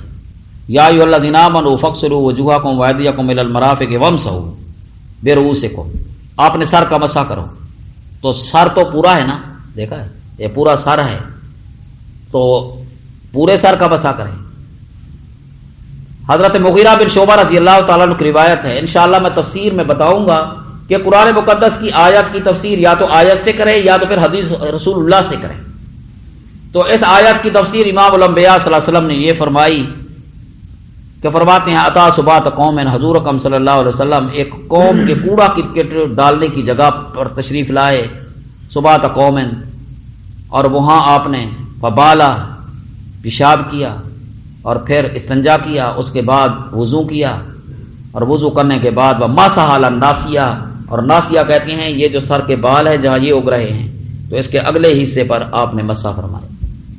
تو یہ چوتھا حصے سر پر مسح کرنا یہ فرض ہے. تو یہ وضو کے 4 فرائض بیان کر دیے، اور اسی طریقے سے بقیہ طہارت کبریٰ کے مسائل بھی اس میں ہیں کہ غسل کب واجب ہوتا ہے، پھر اس میں غسل کا کیا طریقہ ہے، اور غسل کے فرائض کیا ہیں، اور غسل کی سنن کیا ہیں، اور غسل کے آداب کیا ہیں، کیسے غسل کرنا چاہیے، کہ یہ طہارت کے مسائل ہیں. عورت بیچاری کو اگر حیض آ جائے تو وہ حیض کے ایام گزار کر پھر اس نے غسل کرنا ہے، اور اسی طریقے سے نفاس والی عورت جب نفاس سے فارغ ہوگی تو وہ غسل کرے گی. اسی طرح جمعے کے دن جو غسل کرنا ہے اس کا کیا حکم ہے، اگرچہ قرآن مقدس میں اس کا تذکرہ نہیں، حدیث رسول اللہ میں اس کو سنت لکھا گیا ہے اور طہارت کا بہترین ذریعہ فرمایا گیا ہے. اسی طریقے سے احرام باندھنے سے پہلے غسل کیا جاتا ہے، عید کے دن غسل کیا جاتا ہے، اور کسی کافر کو الحمدللہ اسلام نصیب ہوا تو اس اسلام قبول کرنے سے پہلے وہ غسل کرتا ہے. تو بہرحال یہ طہارت کے مسئلے ہیں. طہارت پانی سے بھی حاصل کی جاتی ہے، طہارت مٹی سے بھی حاصل کی جاتی ہے، اور پانی کے ہوتے ہوئے تو مٹی سے طہارت نہیں حاصل کی جاتی، کیونکہ پانی اصل ہے اور یہ مٹی اس کی فرع ہے. جب اصل موجود ہو تو فرع کی طرف کوئی نہیں جاتا، اس لیے کہ پانی جب تک ہے تو پانی کو استعمال کریں گے اور اسی کے ساتھ وضو کریں گے یا اسی کے ساتھ غسل کریں گے. اگر خدا نخواستہ پانی کہیں نہیں مل رہا کہ مسئلہ ہے اور ادھر طہارت بھی حاصل کرنی ہے، تو خواہ وہ وضو ہے اس کو طہارت صغریٰ کہتے ہیں، اور یا غسل ہے اس کو طہارت کبریٰ کہتے ہیں. اس کے لیے تیمم ہوگا، اور تیمم آپ کر لیں گے تو آپ کا گویا غسل ہو گیا، اور اگر آپ نے تیمم کر لیا تو وضو نہیں تھا تو آپ کا وضو ہو گیا. اب وہ تیمم کے لیے 2 ضربیں ہیں، ان کے لیے مٹی میں لوٹ پلوٹ ہونے کی ضرورت نہیں ہے، اور آپ نے ایسے 2 ہاتھ لگانے ہیں، یہ پہلی ضرب کہلاتی ہے. تو اس کو آپ اپنے چہرے پر رکھیں، یہ دیکھیں، اور اس کو آپ اپنے چہرے پہ رکھیں گے، یہ دیکھیں کوئی چہرے کا حصہ خالی نہ ہو. چہرہ اس کو کہتے ہیں، یہ چہرہ. تو اس چہرے پر پہلی ضرب ہے، اور دوسری ضرب تو وہ آپ نے اپنے ہاتھوں پہ لگانی ہے. اس کا طریقہ یہ ہے، دیکھ لو، یہ الگ کر لو اور ان 3 انگلیوں پر چڑھا دو اور اس کو ویسے لے جاؤ. یہاں تک جب پہنچے تو پھر یوں کر لو، اس کو یوں لے جاؤ. آپ ایسے پاک ہو گئے جیسا کہ آپ نے نہر پہ غسل کیا. اور یہ تیمم یہ بی بی عائشہ صدیقہ رضی اللہ تعالیٰ عنہ کی یاد دلا رہا ہے. تو بہرحال یہ طہارت کا طریقہ، طہارت کے عنوان بھی اس طرح قرآن مقدس میں آئیں گے انشاءاللہ. بھائی اس کے بعد نماز کا تذکرہ ہوگا. تو نماز کا تذکرہ ابھی میں نے مفصل انداز میں کیا ہے. قرآن مقدس میں نماز کا تذکرہ ہوگا، نماز کے اوقات کا تذکرہ ہوگا. ظہر کی نماز کا وقت بتایا گیا ہے، اور عصر کی، مغرب کی، عشاء کی اور صبح کی ترتیب بھی یہی ہے. ظہر کا پہلے، اور پھر وہ طریقہ بھی حدیث شریف میں آتا ہے کہ جبرائیل امین نے حضور علیہ السلام کو آ کر بتایا کہ اللہ فرماتے ہیں محبوب آپ اپنی امت کو اس طرح نماز پڑھائیں. تو پہلے دن حضور اکرم صلی اللہ علیہ وسلم نے نماز پڑھائی تو ساری 5 نمازیں اول وقت میں پڑھائیں. مثلا ظہر کا ٹائم زوال سے شروع ہو جاتا ہے، تو کوئی آدمی اگر زوال کے فوراً بعد بھی پڑھ لیتا ہے، خواہ وہ گرمیوں میں پڑھ لے یا سردیوں میں پڑھ لے، کوئی حرج نہیں، وقت تو شروع ہو گیا. کیونکہ نماز کا جو وقت ہے یہ نماز کے لیے سبب ہے. اب ہمارے اوپر ظہر کی نماز نہیں ہے، لیکن جب زوال شروع ہوگا تو ہر عاقل بالغ پر نماز فرض ہو جائے گی. ہر عاقل بالغ مسلمان پر نماز فرض ہو جائے گی، کیونکہ یہ جو وقت ہے یہ نماز کا سبب ہے. عصر کا اب کوئی بر گیا ہے ظہر سے پہلے، ظہر کا حساب اسے نہیں ہوگا، کیونکہ اس نے وہ وقت بھی نہیں پایا. اللہ تعالیٰ ہمت عطا فرمائے تو یہ 5 وقت کی نمازیں ہیں. پھر نماز تہجد ہے. نماز تہجد اگرچہ ہمارے اوپر فرض نہیں ہے، اس کی فرضیت امت سے منسوخ ہو گئی ہے، لیکن یہ بڑی باعث فضیلت بات ہے. اگر آپ اپنے چہروں پہ نور رکھنا چاہتے ہو تو کہ ہمارا چہرہ نورانی ہو جائے، پر نور رہ جائے، تو نماز تہجد کو نہ چھوڑے. اور یہ ایسا وقت ہے جس میں انسان اپنے رب سے اگر وہ محو گفتگو ہو تو ساری باتیں اللہ مان لیتے ہیں. حل من مستغفر فاستغفر لہ، کیا کوئی ہے استغفار طلب کرنے والا میں اس کو معاف کر دوں، عمر زبیر معاف کر دوں. کیا کوئی ایسا ہے جو رزق مانگنے والا ہے میں اس کو رزق دے دوں. حل من رزق مانگے تو میں اس کو رزق عطا کروں. کیا کوئی آپ نے گناہوں کی معافی چاہتا ہے ہم ان کو معاف کر دوں. آج کل اور امت کو یہ کہا گیا ہے، انسانوں کو یہ کہا گیا ہے تخلقوا باخلاق اللہ، کہ اے اللہ کے بندو اللہ کے اخلاق اپناؤ. ان اللہ عفو یحب العفو، اللہ عفو ہے اور اللہ عفو کو معاف کرنے کو، خطا کار کو بھی معاف کرنا یہ اللہ کی شان ہے. اور معاف کرنا، عفو اور درگزر کرنا سیکھو. انتقامی مزاج مت رکھو کہ ہر وقت انتقام انتقام ہی انتقام. انتقام کی آگ بھڑکی ہوئی ہے. اس نے ایک بار مجھے سلام نہیں کیا تھا، میں بھی نہیں کروں گا، اور مجھے یاد ہے آج ہی میں نے نہیں کیا. بڑا کمال کر دیا. تو یہ نماز تہجد کا مسئلہ ہے. اور پھر نماز میں اگر آپ چاہیں تو میں ایک منظر پیش کر دوں. نماز میں آپ اس حوالے سے کھڑے ہوتے ہیں، اللہ اکبر کرتے ہیں اور یوں ہاتھ اٹھا رہے ہوتے ہیں. تو یہ ہاتھ اٹھانا ایک تو اس کا شرعی حکم ہے کہ شریعت میں یہ ہاتھ اٹھانا کیا ہے، اور پھر ہاتھوں کو کانوں کی لو تک لے جانا کیسا ہے، اور دوسرا یہ ہے کہ یہ انداز کیوں اپنایا گیا ہے. آپ نے اللہ اکبر کہنا ہے یا اللہ اکبر فرض ہے. قرآن مقدس میں جہاں ہے ربک فکبر، آپ نے پروردگار کی بڑائی بیان کر، تو یہ تکبیر تحریمہ مراد ہے. تو یہ تکبیر تحریمہ قرآن سے ثابت ہے. اور آپ یہ ہاتھ اٹھاتے ہیں، اشارہ ہے، او بھائی اشارہ ہے. دنیا میں بڑے سے بڑا ڈاکو بھی جب اس کے سامنے کلاشن یوں کرو اور یوں کر لے تو اس کو گولی نہیں ماری جاتی، کیونکہ وہ تسلیم ہو گیا. تو یہ مسلمان یہ تسلیم ہو رہا ہے اپنے رب کے سامنے، تسلیم ہو رہا ہے کہ میں جیسا ہوں کیسا ہوں، تسلیم ہے میں مجرم ہوں، یہ تسلیم کر رہا ہے. دوسری بات یہ ہے کہ جب یہ ہاتھ اٹھاتا ہے تو اشارہ ہے اب میں نے دنیا کی ساری چیزیں چھوڑ دی ہیں، اب میں تیرے ساتھ ہوں. اللہ اکبر کے کھڑا ہوتا ہے اور اس طرح یہ ہاتھ باندھنا، کیا کرنا، یہ ہاتھ باندھنا اور دائیں ہاتھ کو اوپر رکھنا، بائیں ہاتھ کو نیچے رکھنا. اصل تو یہی فائدے کی چیزیں ہیں بھائی، کہ ہم نے ایسے ترجمہ کریں کہ آپ کو بھی پتہ نہ ہو، کوئی فائدہ نہ ہو، تو پھر کیا فائدہ. تو آپ نے یوں ہاتھ رکھنا ہے. اب حدیث شریف میں آپ کو یہاں پر بھی ہاتھ لگیں ملیں گے، میں آپ کو ساری وضاحت بتا دیتا ہوں. اور اس طریقے سے روایت آپ کو ملے گی. اور یہ تحت السرہ، ناف کے نیچے، اور یوں ہاتھ پکڑا ہوا دیکھو، اور یوں ہاتھ پکڑا ہوا یہ بھی ملے گا. تو اب آپ بتائیں گے وہ روایت آپ کو یہ بھی ملے گی، یہ روایت بھی ملے گی، تو آپ کے اندر کیا اتنا قوت علمیہ ہے کہ آپ خود فیصلہ کریں کہ وہ روایت درست ہے یا یہ روایت درست ہے. ایک بات کہ یا یہ کہ میں دونوں روایتوں پر عمل کروں، دونوں پر اکٹھے تو عمل نہیں ہو سکتا، کہ یوں تو نہیں کر سکتے. تو یہ کام ہے محدثین کا. محدثین نے سرکار دو عالم صلی اللہ علیہ وسلم کے ہر قول اور ہر فعل کو جمع کر کے بتایا، یہ ان کا کام ہے. اور پھر آگے فقہا سمجھاتے ہیں. ہم اس طرح کی بات کرتے ہیں کہ بھائی کہ یہ عورتوں کے لیے ہے، یہ روایت عورتوں کے لیے ہے، کیونکہ یہ سینہ اور یہ پستان عورت کے لیے ان کو چھپانا فرض ہے، تو وہ تو یہاں کھڑی ہو جائے. اور جہاں تک مسئلہ دوسری روایت کا ہے، وہ تحت السرہ والی روایت، تو وہ مردوں کے لیے ہے. اب دیکھیں عورتیں بھی عمل کر رہی ہیں. اگر عورت یہاں باندھے گی اس کے لیے جائز نہیں، اور مرد اگر یہاں پہ باندھے گا تو وہ روایت تحت سورہ والی رہ جائے گی نا. تو جب ہم کہیں گے کہ وہ حکم اس کے لیے ہے اور یہ حکم مردوں کے لیے ہے، ہاتھ باندھنا سنت ہے. اگر خدا نہ خاصہ کوئی آدمی ہاتھ نہیں باندھ سکا، بھول گیا ہے، نماز میں ثواب کا نقصان ضرور ہوگا مگر نماز ہو جائے گی. تیسری بات، ہم اس میں کچھ پڑھتے ہیں سبحانک اللہم و بحمدک و تبارک اسمک و تعالی جدک و لا الہ غیرک، اور یہ ثنا کہلاتی ہے.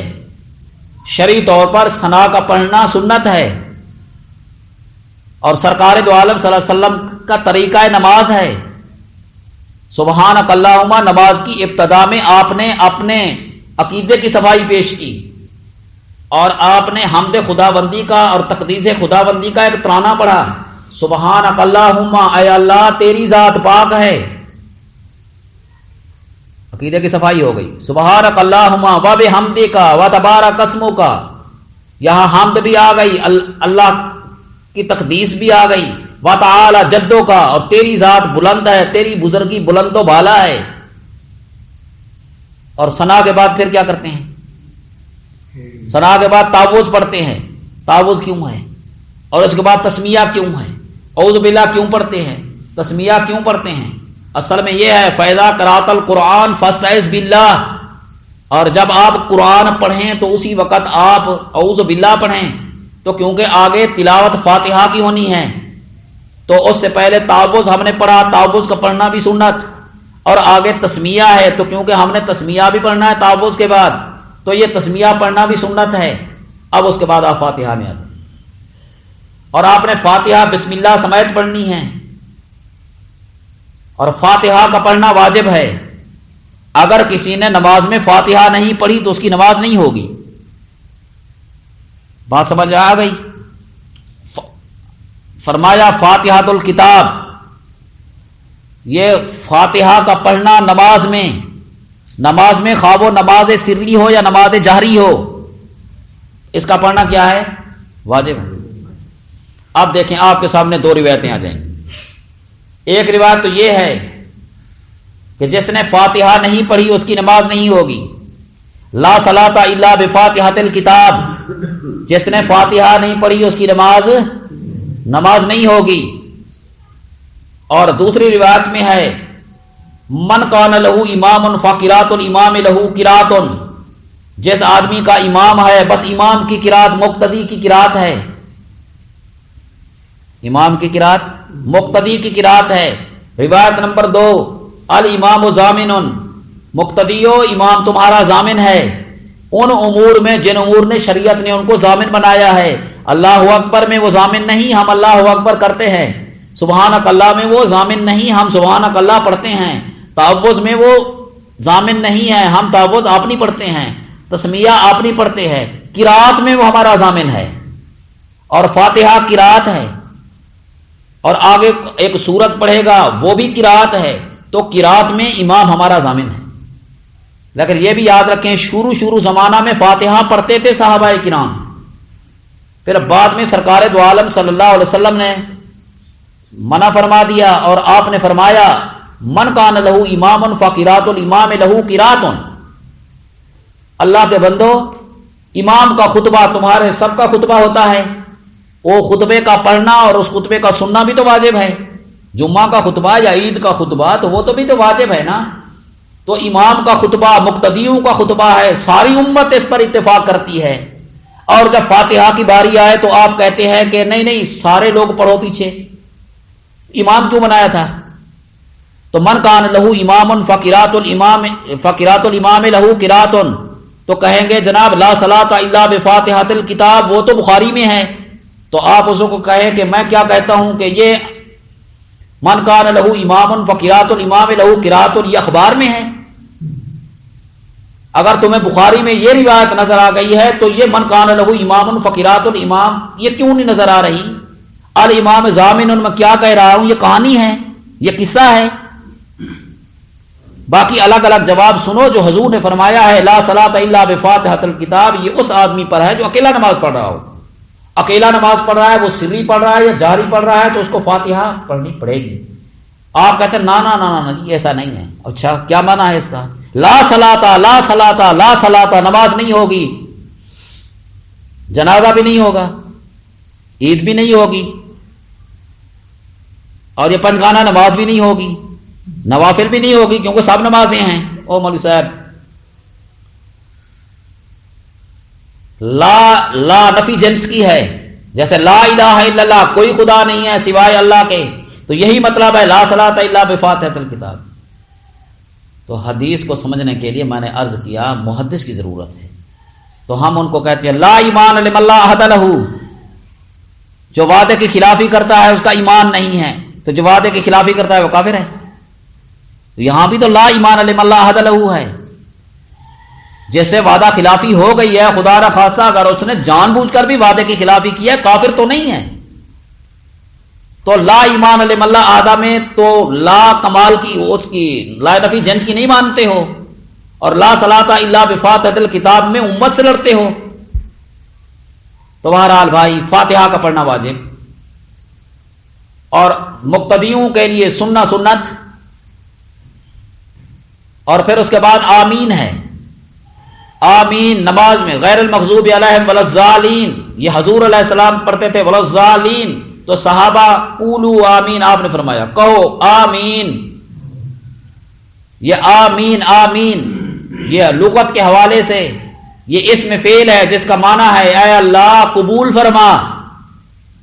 کیا ہم نے کیا ہے کہ قبول فرما؟ کیونکہ پیچھے دعا مانگی ہے نا، اہدنا الصراط المستقیم صراط الذین انعمت علیہم غیر المغضوب علیہم ولا الضالین، اے اللہ ہمیں صراط مستقیم پر چلاتے رہیے، یہود و نصارہ کے راستے سے بچائیے۔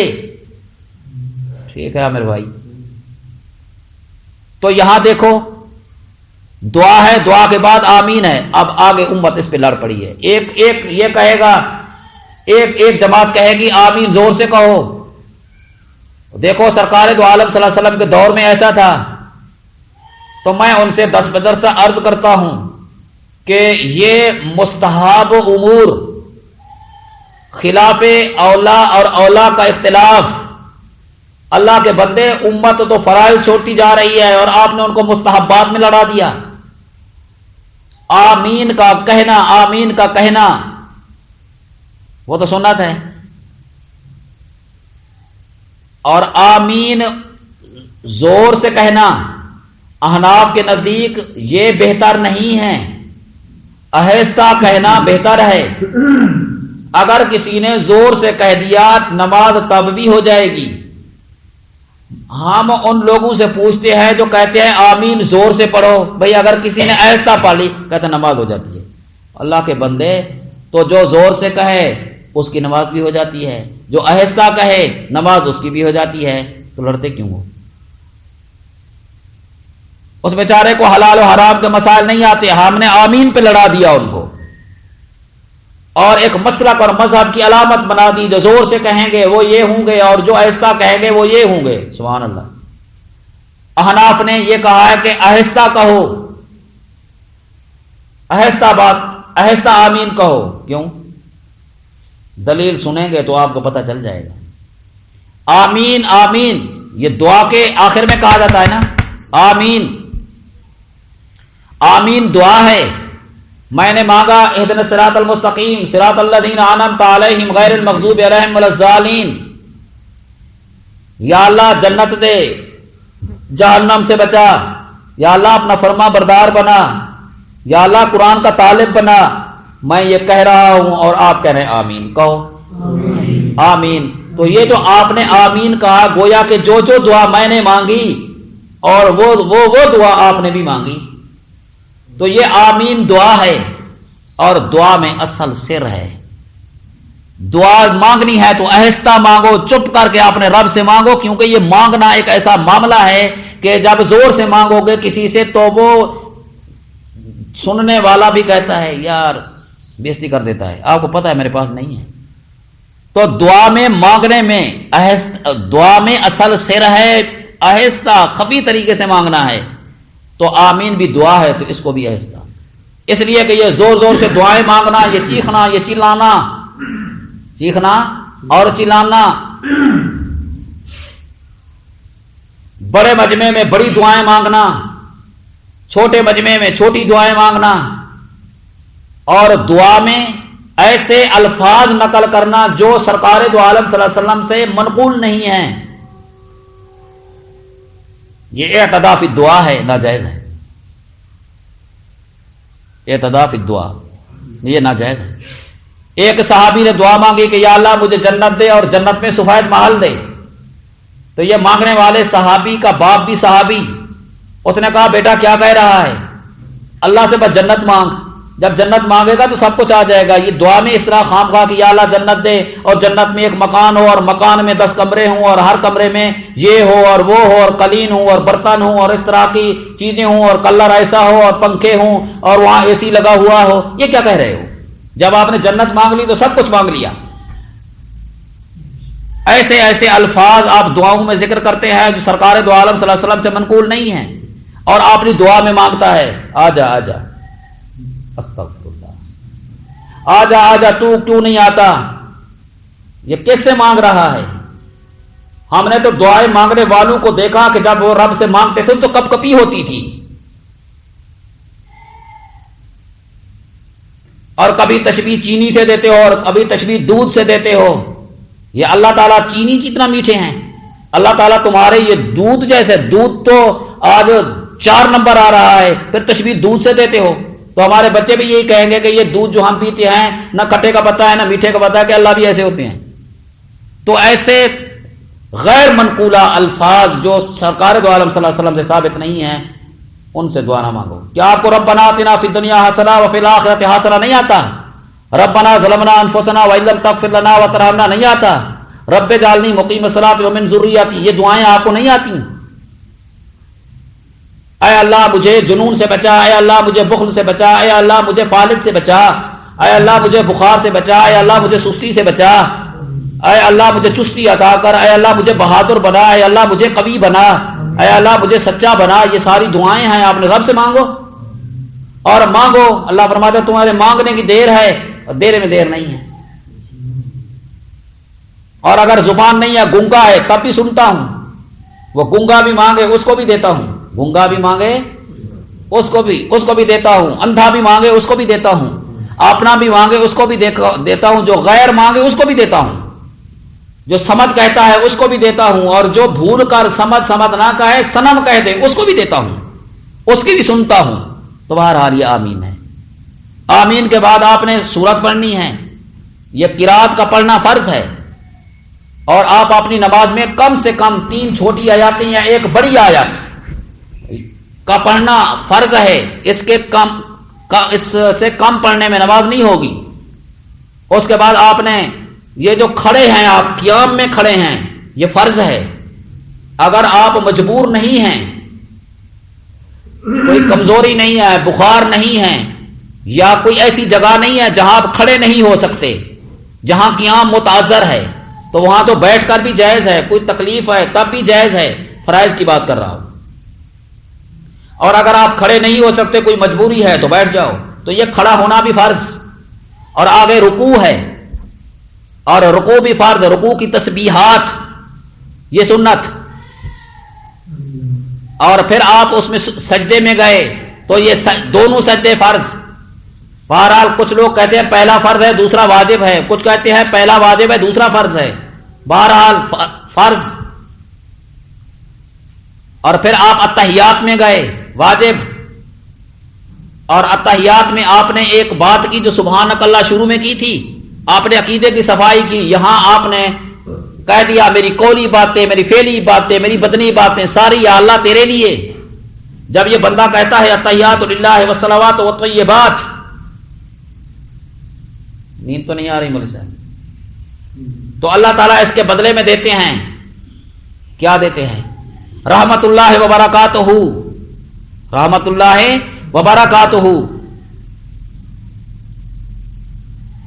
السلام علیکم ایھا النبی۔ اگر اتحیات میرے لیے تو رحمت تیرے لیے، اگر وبرکات اتحیات للہ والصلوات میرے لیے تو پھر میری برکات تیرے لیے، قولی بدری باتیں اگر میرے لیے تو پھر میرا سلام تیرے لیے، پھر اللہ کے نیک بندوں پر سلام ہوتا ہے، پھر آخر میں اللہ کی توحید کی اور رسول اللہ صلی اللہ علیہ وسلم کی رسالت اور ابدیت کی شہادت ہوتی ہے۔ یہاں ایک بات ذہن میں آ گئی، امام اعظم ابو حنیفہ رحمۃ اللہ علیہ ایک جگہ پر 30 علماء کی جماعت میں تشریف فرما تھے اور ایک مسئلے پر گفتگو ہو رہی تھی۔ اتنے میں ایک بوڑھا شخص آیا اور وہ کھڑا ہو گیا اور کھڑا ہو کر اس نے بات کی، اور وہ بات یہ تھی کہ واو نام واوین، امام صاحب نے فرمایا واوین، اس نے کہا لا شرقیہ ولا غربیہ۔ علماء نے پوچھا حضرت اس کا سوال سمجھ نہ آیا لیکن آپ کا جواب بھی سمجھ نہ آیا۔ پھر وہ کہتا چلا گیا، جو کچھ کہا اس نے وہ تو ویسے ہی سمجھ نہیں آیا۔ حضرت نے فرمایا وہ آیا، وہ کہنا چاہتا تھا یہ التحیات للہ والصلوات والطیبات، اس میں 2 روایتیں ہیں، ایک حضرت عبداللہ ابن مسعود والی ہے اور ایک حضرت عبداللہ ابن عباس والی روایت ہے، اور حضرت عبداللہ ابن عباس والی روایت میں 1 واو ہے اور حضرت عبداللہ ابن مسعود والی روایت میں 2 آئے ہیں، التحیات للہ والصلوات والطیبات۔ تو میں کون سی 1 واو والی پڑھوں یا 2 واو والی؟ تو میں نے کہا واوین، یہ روایت جس میں 2 واو ہیں وہ پڑھو۔ اس نے کہا امام تیرا علم شرق تا غرب مشرق تا مغرب پھیلے، پھر آپ درود شریف پڑھتے ہیں۔ میں نے کہا میرا ذوق ہے کہ نماز میں سمجھا دوں، تو آپ کو کوئی تکلیف تو نہیں ہو رہی؟ یہ درود شریف پڑھنا سنت، اور درود ابراہیمی پڑھتے ہو یا کوئی اور درود شریف بھی پڑھو تو پڑھنا ہے، درود شریف پڑھنا ہے۔ اللہم صلی علی محمد، اب 2 رکعتیں میں التحیات پڑھ کر تیسری رکعت میں کھڑے ہو گئے، 3 رکعت والی نماز میں، 4 رکعت والی نماز میں تو تب بھی تو تیسری ہے، تو تیسری رکعت میں کھڑا ہونا تھا لیکن بھول گئے، اور آپ نے درود شریف پڑھ لیا اور آپ ایسے کہہ رہے تھے اللہم، یاد آ گیا آپ اٹھ جاؤ، تو کوئی سجدہ صاحب نہیں۔ اللہم صلی پڑھ لیا تب بھی سجدہ صاحب نہیں، اللہ کہہ دیا تب بھی سجدہ صاحب نہیں، اور اگر محمد کہہ دیا تو سجدہ صاحب ہے۔ امام اعظم ابو حنیفہ رحمۃ اللہ علیہ نے یہ فتویٰ دیا، جس نمازی نے دوسری رکعت میں اٹھنا تھا لیکن وہ بیٹھ گیا اور بیٹھ کر اس نے درود شریف پڑھ لیا اللہم صلی علی محمد، اللہم صلی علی محمد و اللہم صلی علی محمد تک پڑھ لیا، سجدہ صاحب ہے۔ سجدہ صاحب اگر نہیں کیا تو اس کی نماز نہیں ہوگی۔ تو کوہرام مچ گیا کہ دیکھو اللہم پر بھی سجدہ صاحب نہیں، صلی پر بھی سجدہ نہیں، اللہ تک پڑھا سجدہ نہیں، لیکن محمد صلی اللہ علیہ وسلم کا نام لیا تو سجدہ۔ تو پھر سرسری علم والے لوگ، تھوڑا دماغ رکھنے والے لوگ، دین سے کچھ دوریاں اختیار کرنے والے لوگ اس طرح کے اشکالات کرتے ہیں۔ دیکھو جی نبی کا نام آئے اور نماز ٹوٹ جائے، سجدہ صاحب نہ کرو تو نماز پوری نہ ہو۔ امام صاحب پر یہ فتویٰ لگ گیا کہ معاذ اللہ ان کا یہ مزاج ہے، جیسا کہ ہمارے اکابر میں سے حضرت تھانوی رحمۃ اللہ علیہ نے لکھ دیا، ایک بات سمجھانے کے لیے ایک فرضی مثال سمجھا دی کہ اگر کسی کو نماز میں سرکار دو عالم صلی اللہ علیہ وسلم کا تصور آ گیا اور وہ تصور میں ڈوب گیا تو اس کی نماز نہیں ہوگی، اور اگر کسی کو کسی جانور کا، گھوڑے کا مثلا تصور آیا تو اس کی نماز نہیں ٹوٹے گی۔ اب کوہرام مچ گیا، دیکھو جی گھوڑے کے تصور سے نماز نہیں ٹوٹتی، نبی مکرم صلی اللہ علیہ وسلم کے تصور سے نماز ٹوٹتی ہے۔ وہ بے وقوف جس کی عبارت ہے جواب بھی اس سے پوچھ، عبارت میری ہے جواب پوچھیں گے دوسروں سے، فتویٰ میرا ہے جواب پوچھیں گے دوسروں سے، اور یہی تو مصیبت ہے۔ جس کی عبارت ہے اس سے جواب پوچھو، ہم تھانوی سے جواب پوچھتے ہیں تو تھانوی صاحب ہم سے کیا کہتے ہیں، کیا اگر کوئی شخص گھوڑے کا تصور کرے نماز میں یا تصور آ جائے تو وہ کیا نمازی کے ذہن میں جب گھوڑے کا تصور آئے گا کیا وہ تصور کو باقی رکھے گا یا وہ آئے گا جائے گا؟ گھوڑے کا تصور آ گیا، کیا کہوں گا، اس کو 2 کان ہوتے ہیں، پھر وہ دیکھو وہ پاؤں بھی ہوتے ہیں، وہ دیکھو وہ آنکھیں بھی بند کیے ہوئے ہیں، اور وہ دیکھو دم بھی ہے اور دل ہے، تو سبحان اللہ۔ آئیے بات سمجھ، اللہ کے بندے جب اس طرح کی دنیا کی چیزوں کا تصور آتا ہے نمازی میں تو وہ آتا ہے چلا جاتا ہے، اس پر کوئی گرفت نہیں ہے، نماز بھی ہو جاتی ہے۔ لیکن ایک عاشق رسول کو نبی کا تصور آ گیا تو کیا وہ محمد صلی اللہ علیہ وسلم کا تصور آئے گا اور جائے گا یا ٹھہرے گا؟ جب محمد صلی اللہ علیہ وسلم سے محبت کرنے والے شخص کو نبی کا تصور آئے گا علیہ السلام تو وہ تصور ٹھہرے گا اور وہ اس عشق و محبت میں ڈوب جائے گا. جب وہ ڈوبے گا تو خشوع خضوع چلا جائے گا. اور آگے ہم نے قیام سے رکوع میں جانا تھا تو یہاں تاخیر ہو جائے گی، اور آگے پھر ہم نے فرائض ادا کرنے تھے، سجدے کرنے تھے، اور اسی طرح کے تصور سے نماز باطل ہو جاتی ہے. نہ اس وجہ سے کہ حضور کا تصور آیا، اصل میں اس تصور کی وجہ سے ہمارے باقی مسائل. تو جواب انہوں نے دینا تھا جن کی عبارت ہے. تو امام صاحب نے جو کہا محمد کہہ دیا تو سجدہ صاحب ہے، تو جواب بھی تو امام صاحب دے نا. امام اعظم ابو حنیفہ رحمہ اللہ پر فتویٰ کہ محمد لفظ تلفظ کرے تو سجدہ ہے. ایک رات سوئے ہوئے تھے اور مناقب ابی حنیفہ میں یہ جواب ہے اور یہ بات ہے. سرکار دو عالم صلی اللہ علیہ وسلم کی زیارت ہو گئی. آپ نے فرمایا ابو حنیفہ آپ نے فتویٰ دیا ہے کہ جو نمازی اللہم صلی علی محمد تک پڑھے تو اس پہ سجدہ صاحب ہے، اور اللہم پر بھی نہیں، صلی پر بھی نہیں، اللہ پر بھی نہیں. علماء نے لکھا ہے یہ معتبر کتاب ہے. تو حضرت امام اعظم ابو حنیفہ رحمہ اللہ نے فرمایا میں نے فتویٰ دیا ہے میرے نام پر سجدہ صاحب. فرمایا آپ کے نام پر سجدہ صاحب. ابو حنیفہ کیوں؟ فرمایا مجھے تعجب ہے اس نمازی پر کہ آپ کا نام غفلت سے کیوں لیا. یہ بات عشق کی ہے یا یہ بات فتوے بازی کی ہے؟ اس شخص کو تو عاشق رسول کہو یا اس کو معاذ اللہ کیا کہو گے، کو گستاخی کر گئے ہیں. تو جس کا سوال ہے، جس کی عبارت ہے، جواب وہی دے گا. آج یہ دنیا کتنے فساد میں پڑی ہے، عبارت کس کی، جواب اپنی طرف سے. تو بہرحال بھائی تو ہم درود شریف پڑھیں گے. اللہم صلی علی محمد، اے اللہ درود و سلام اتار محمد صلی اللہ علیہ وسلم پر، و آل محمد، و آل محمد، حضور پر بھی درود و سلام اور آل محمد پر بھی درود و سلام. کیا ایسا تو نہیں ہے؟ اللہم صلی علی فاطمہ، اللہم صلی علی محمد و علی فاطمہ، یعنی آل سے مراد صرف فاطمہ لے لیں رضی اللہ تعالیٰ عنہ، یا چلو علی و فاطمہ ہے ایسا. اللہم صلی علی محمد و علی آل محمد، آل محمد، اے اللہ محمد صلی اللہ علیہ وسلم پر بھی درود و سلام ہو، اما عائشہ پر بھی درود و سلام ہو، محمد صلی اللہ علیہ وسلم پہ درود و سلام ہو، خدیجۃ الکبریٰ پر بھی، رقیہ پر بھی، ام کلثوم پر بھی، بی بی زینب پر بھی، اور آپ کی ساری ازواج اور اولاد پر، علی پر بھی، حضرت عباس پر بھی، فضل بن عباس پر بھی، یہ سب پر درود و سلام، سب پر درود و سلام. تو اور جس نے تمام آل کو کاٹ کر صرف 5 کو لے لیا اور انہوں نے پنتن پاک بنا دیا تو ان کے نزدیک صرف 5 پر سلام، اور اہل سنت کہتے ہیں کہ نہ سب پر سلام، اس لیے کہ ہم سب تن کے قائل ہیں. سب تن، 5 تن کے نہیں، سب تن جو حضور کے ساتھ جڑے ہیں سب پاک ہیں سب. تو اللہم صلی علی محمد وعلی آل محمد کما صلیت علی ابراہیم وعلی آل ابراہیم. یہ کما حرف تشبیہ ہے. کما حرف تشبیہ مطلب کیا ہے؟ اے اللہ درود و سلام بھیج محمد صلی اللہ علیہ وسلم پر اور آل محمد پر، آل محمد پر درود و سلام بھیج.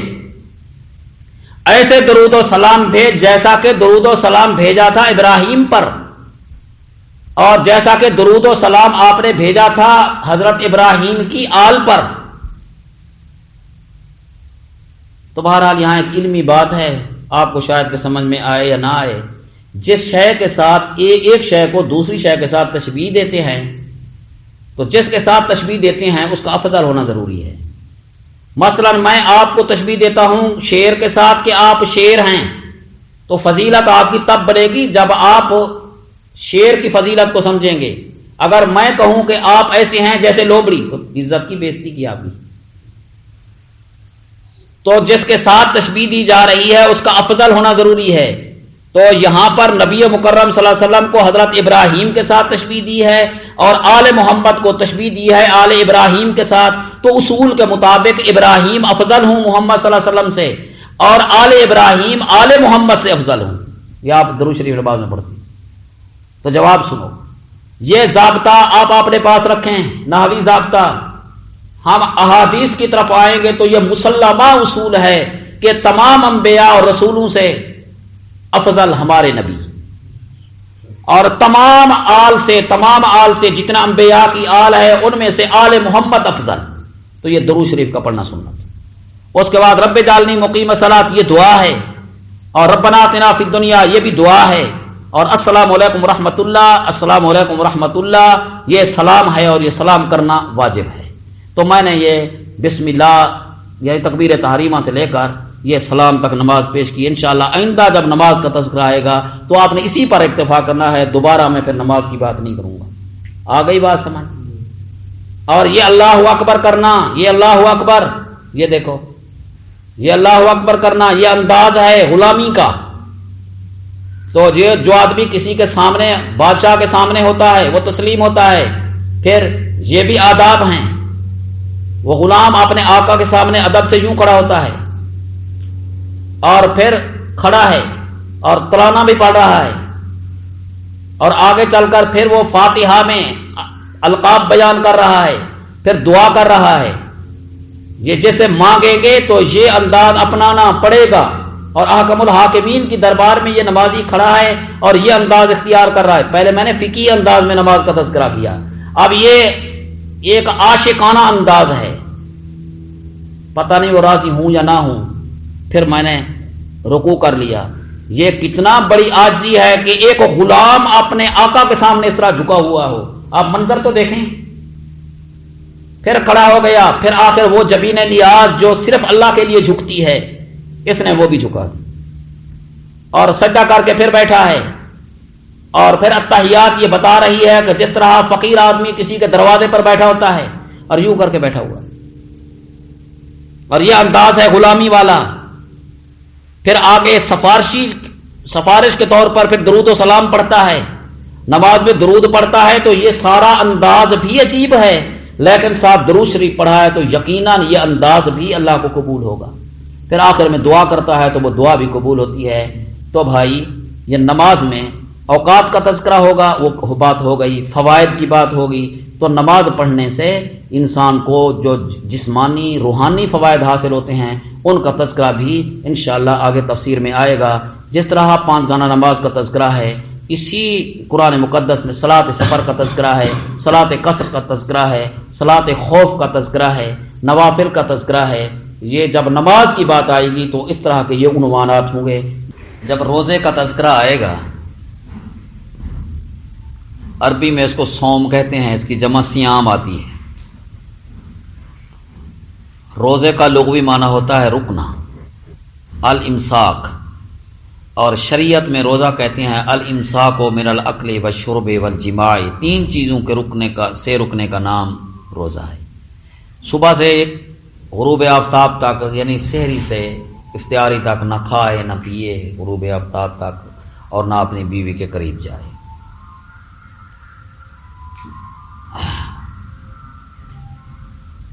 قرآن مقدس میں جب صوم کی بات آئے گی تو روزے کی فرضیت کا تذکرہ قرآن مقدس ضرور کرے گا۔ یا ایھا الذین آمنوا کتب علیکم الصیام کتب فرضا، کہ تمہارے اوپر روزے فرض کیے گئے، روزے فرض، تو روزے تمہارے اوپر فرض ہو گئے، تو اس میں فرضیت آ گئی کہ ہر عاقل بالغ سمجھدار مسلمان پر روزہ فرض ہے، اور سال میں 1 مہینہ رمضان مبارک کا آتا ہے تو روزہ فرض ہوتا ہے۔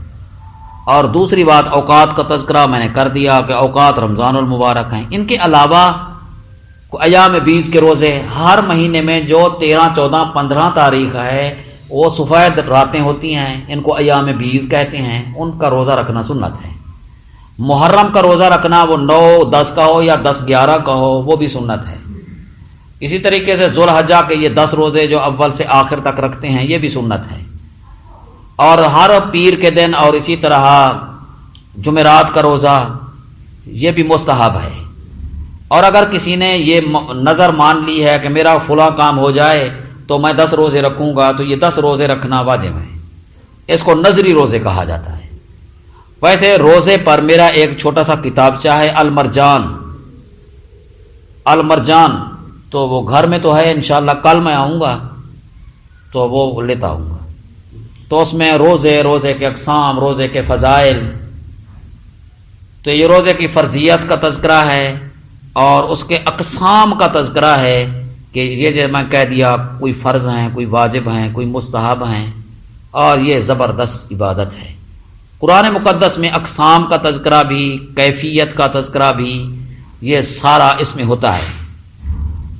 احکام بھی کہ روزہ رکھنا فرض ہے اور جان بوجھ کر اس کو توڑنا یا اس کو حلال سمجھنا کفر ہے، اور جان بوجھ کر توڑنا لیکن اس کو حلال نہ سمجھنا فسق ہے. اور اگر جان بوجھ کر کھایا پیا تو اس پر کفارہ ہوگا. 60 روزے رکھے یا 60 مسکینوں کو کھانا کھلائے یا غلام آزاد کرے، یہ ہر حال میں رہتا. جس طرح نماز میں ایک محبوبانہ انداز ہے، روزے میں بھی ایک محبوبانہ انداز ہے. وہ ایسے کہ جیسے کوئی آدمی کہے اپنے محبوب کو کہ میرا یہ کام کرو ورنہ میں کھانا نہیں کھاؤں گا، بھوک ہڑتال کا اعلان کر دیتا ہے. اور دنیا جہان کے ملکوں میں یہ قانون ہے کہ اگر کوئی بھوک ہڑتال کر دے تو وہ ملک اپنی بے عزتی سمجھتا ہے. قیدی بھوک ہڑتال کرے تو ان کو کھلانا ضروری سمجھتے ہیں، اور اگر کہیں بھوک ہڑتال کا تذکرہ ہو تو کہتے ہیں ہمارے ملک کی بے عزتی ہے، ہمارے ملک کی عوام کسی وجہ سے بھوک ہڑتال کی ہوئی ہے. تو یہ انسان جب ایک مہینہ روزہ رکھتا ہے صبح سے شام تک، گویا کہ اس نے بھوک ہڑتال کی ہوئی ہے، جب تک معاف نہیں کریں گے نہیں کھاؤں گا. اس وجہ سے سحری بھی اس کا ثواب ہے، اور یہ ایسا ثواب ہے. باقی جتنی عبادات ہیں ان کے لیے ایک ٹائم مقرر ہے. آپ ظہر کی نماز پڑھ کر جب جائیں گے باقی ٹائم آپ کے لیے نماز کا ثواب نہیں لکھا جائے گا. لیکن روزہ ایک ایسی عبادت ہے، آپ نے سحری کی اور اس کے بعد فرشتوں نے آپ کا ثواب لکھنا شروع کر دیا. آپ تلاوت کر رہے ہیں تو تلاوت کا ثواب بھی اور ساتھ روزے کا ثواب بھی. طواف کر رہے ہیں تو طواف کا ثواب بھی اور روزے کا ثواب بھی. آپ بیداری میں چل پھر رہے ہیں، سودا سلف لے رہے ہیں، لیکن ایک عبادت میں تو ہے نا، اور وہ ثواب آپ کے لیے لکھا جائے گا. یہ ایسی عبادت ہے کہ کوئی عبادت نیند میں نہیں ہوتی، لیکن 2 عبادتیں میں نے ایسی دیکھی وہ عجیب ہیں. ایک تو یہ کہ بیداری میں ہے تب بھی فرشتے لکھ رہے ہیں، سویا ہوا ہے تب بھی. اب آپ صبح روزہ رکھ کر سو جاتے ہیں، فرشتے آپ کا ثواب لکھتے ہیں، اور جب آپ اٹھتے ہیں تو ایک دفتر بھرا ہوا ہوتا ہے ثواب کا. تو سوتے ہیں تب بھی ثواب ہے، بیٹھے ہیں تب بھی ثواب ہے. پھر اس کے کچھ آداب بھی ہیں اور اس احکام بھی ہے. اپنی جگہ پر انشاءاللہ باقی روزے کے متعلق انشاءاللہ عرض کروں گا. اور یہ جو سحری پکاتی ہیں عورتیں، صبح اٹھتی ہے عورت اور اٹھ کر وہ برتن جو بے ترتیب رکھے ہوئے ہیں ترتیب سے رکھتی ہے، تو اس کو یہاں اٹھایا اور یہاں رکھا، سبحان اللہ کا ثواب. اور اس نے جوتا پہنا، لا الہ الا اللہ کا ثواب. پھر برتن دھوئے تو پھر وہ برتن دعا کرتے ہیں اس کے لیے. پھر یہ سحری کا آٹا دعا کرتا ہے، سحری کا برتن اس کے لیے دعا کرتا ہے. یہ سارا ماحول بن کر سحری اور اسی طرح افطاری ہر لقمہ اللہ اللہ کرتا ہے اور اس روزے دار کے لیے دعا مانگتا ہے. اور اسی طرح ہر برتن اور ہر سامان جو اس میں استعمال ہوتا ہے وہ کھانا پکانے والی کے لیے دعا کرتا ہے. اور یہ سحری کھانے والے کے لیے سحری میں اللہ نے برکت رکھی ہے. یہ روزہ ہے. بات سمجھ آ گئی؟ چلو تھوڑا تھوڑا ہو جائے، آپ کا آنا فائدے سے خالی نہ ہونا. تو یہ روزہ ہے اور روزے کے احکام ہیں. اس کے بعد حج ہے. تو جب حج کا تذکرہ آئے گا تو حج کی فرضیت بیان کی جائے گی. اتم الحج والعمرہ، اللہ کے لیے حج اور عمرہ مکمل کرو. اور یہ اعلان اللہ نے فرمایا کہ حج کرو حج، اور حضرت ابراہیم علیہ السلام سے فرمایا کہ حج کا اعلان کرو. تو حضرت ابراہیم علیہ السلام نے بیت اللہ شریف میں کھڑے ہو کر اعلان کیا. اس وقت کوئی ذرائع ابلاغ نہ تھے اور صرف یہی اعلان حج کیا. اور قیامت کی صبح تک جس کو اللہ نے حج کی قسمت میں لکھا ہے اس نے آواز سنی، اور جس نے اللہم لبیک کہہ دیا وہ حج کرے گا. تو یہ آواز شرق تا غرب، شمال تا جنوب حضرت ابراہیم علیہ السلام کی آواز پہنچی. تو یہ روزہ حج کرنا صاحب نصاب پر، عاقل بالغ اور مالدار آدمی پر اور جس کے پاس سامان سفر بھی ہو اور گھر کا خرچہ بھی ہو اور حاجات اصلیہ سے بھی وہ مال زیادہ ہو تو زندگی میں ایک مرتبہ حج کرنا ضروری ہے۔ سرکار دو عالم صلی اللہ علیہ وسلم نے فرمایا من اراد الحج، کہ جو آدمی حج کا ارادہ کرتا ہے فلیؤجل، چاہیے کہ وہ جلدی کرے، جلدی کرے، کیونکہ فتنے ہیں بھائی۔ بادروا بالاعمال، اعمال میں جلدی کرو فتنے آنے سے پہلے، ورنہ فتنے آئیں گے تو یہ اعمال ضائع ہو جائے گی۔ آج بہت سارے فتنے رونما ہوئے، اعمال بہت ضائع ہو گئے۔ مثلا پہلے یہ ہوتا تھا ایک تنگ دست ہے تو دوسرا بھائی اس کو قرض دیتا تھا، اور یہ قرض بڑا ثواب ہے۔ آج پرافٹ کا دور چل پڑا ہے، بھائی کو قرض نہیں دیتا، پرافٹ کی بات کرتا ہے، وہ نیکی گئی۔ پہلے ایک تعزیت کا مسئلہ ہوتا تھا کہ کوئی فوت ہو گیا ہے تو اس کے لیے 3 دن جا کر غم میں شریک ہوتے تھے۔ آج جہاں کوئی تعلق ہے تو ہم جاتے ہیں، ورنہ نہیں جاتے، وہ ثواب ہی چلا گیا۔ عیادت کی بات ہے کہ پہلے کوئی بیمار ہوتا، مسجد میں فلاں نہیں ہے، پوچھتے کوئی بیمار تو نہیں ہے، تو عیادت کا ثواب وہ آج ختم ہو گیا۔ ایکسیڈنٹ یا کوئی بیمار سڑک پہ ہمیں ملتا، وہ صدا لگاتا تھا تو ہم اس پر ٹوٹ پڑتے تھے، اس کی خدمت کے لیے آ جاتے تھے۔ آج وہ ایکسیڈنٹ کی وجہ سے تڑپ رہا ہے روڈ پر، ہم ایک سائڈ سے نکل جاتے ہیں، جی یہ بلدیہ والوں کا کام ہے، ہم اس کو نہیں اٹھائیں گے۔ وہ سسکتا وہ انسان مر جاتا ہے۔ یہ نیکی ہم سے چلی گئی۔ وہ الفت اور وہ محبت، وہ آپس کا تعلق، وہ ختم، اور تعلق ختم، قطر ہی نہیں شروع۔ تو یہ بڑے بڑے فتنے آ رہے ہیں جس کی وجہ سے اعمال ضائع ہو رہے ہیں۔ اس لیے حضور نے فرمایا بادروا بالاعمال، اعمال میں جلدی کرو۔ دولت آ گئی ہے ماشاءاللہ، جلدی سے کرو اور حج کر لو، پھر زندگی کا کوئی پتہ نہیں ہے۔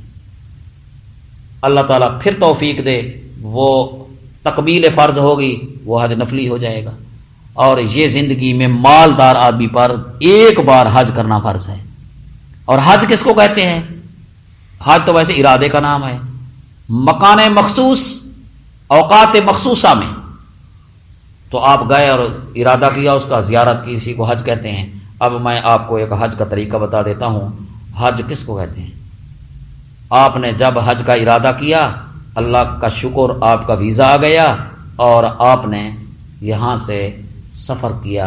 مثلا ہم یہاں سے کراچی پہنچے ہیں، اور کراچی جب پہنچیں گے ایئرپورٹ میں داخل ہوں گے تو وہاں ہم نے یہ سلا ہوا لباس اتار کر احرام کی 2 چادریں پہننی ہیں، احرام کی 2 چادریں، اور یہ حاجی صاحب کا 2 چادروں کو پہننا۔ یہ حاجی صاحب کو ادھر دیکھو مولوی صاحب، حاجی صاحب کو تشبیہ ہے مردے سے اور احرام کو تشبیہ ہے کفن سے۔ جس طرح انسان مر جاتا ہے اس کو کفن پہنایا جاتا ہے، حاجی صاحب بھی حج کے ارادے سے 2 کفن پہن رہا ہے گویا۔ اب یہ مردے کو اپنے چھوڑنے جاتے ہیں کہاں؟ قبرستان میں۔ اور حاجی صاحب کو بھی اپنے چھوڑنے جاتے ہیں کہاں؟ ایئرپورٹ میں۔ بالکل تشبیہ ہے اس کے ساتھ۔ اور جب اس مردے کو آپ نے قبر میں رکھا، اس کا واسطہ بھی اجنبیوں سے، من ربوں کا، من رسولوں کا۔ یہ جو آ رہے ہیں فرشتے، منکر نکیر جن کو کہتے ہیں، مردے کا تعلق بھی اجنبی سے، ادھر ایئرپورٹ میں مخلوق کے ساتھ، اور وہ مخلوق بھی اجنبی سے، اس کا تعلق بھی اجنبی سے، اس کا تعلق بھی اجنبی سے۔ اب سوائے اللہ کے کچھ نہیں ہے اس مردے کا۔ آج اگر خدا کا فضل ہو گیا تو مردہ بچ جائے گا، ساری زندگی کا حساب ہے بھائی۔ تو یہ حاجی صاحب بھی یہ تلبیہ پڑھتا ہے، اللہم لبیک لبیک لا شریک لک لبیک۔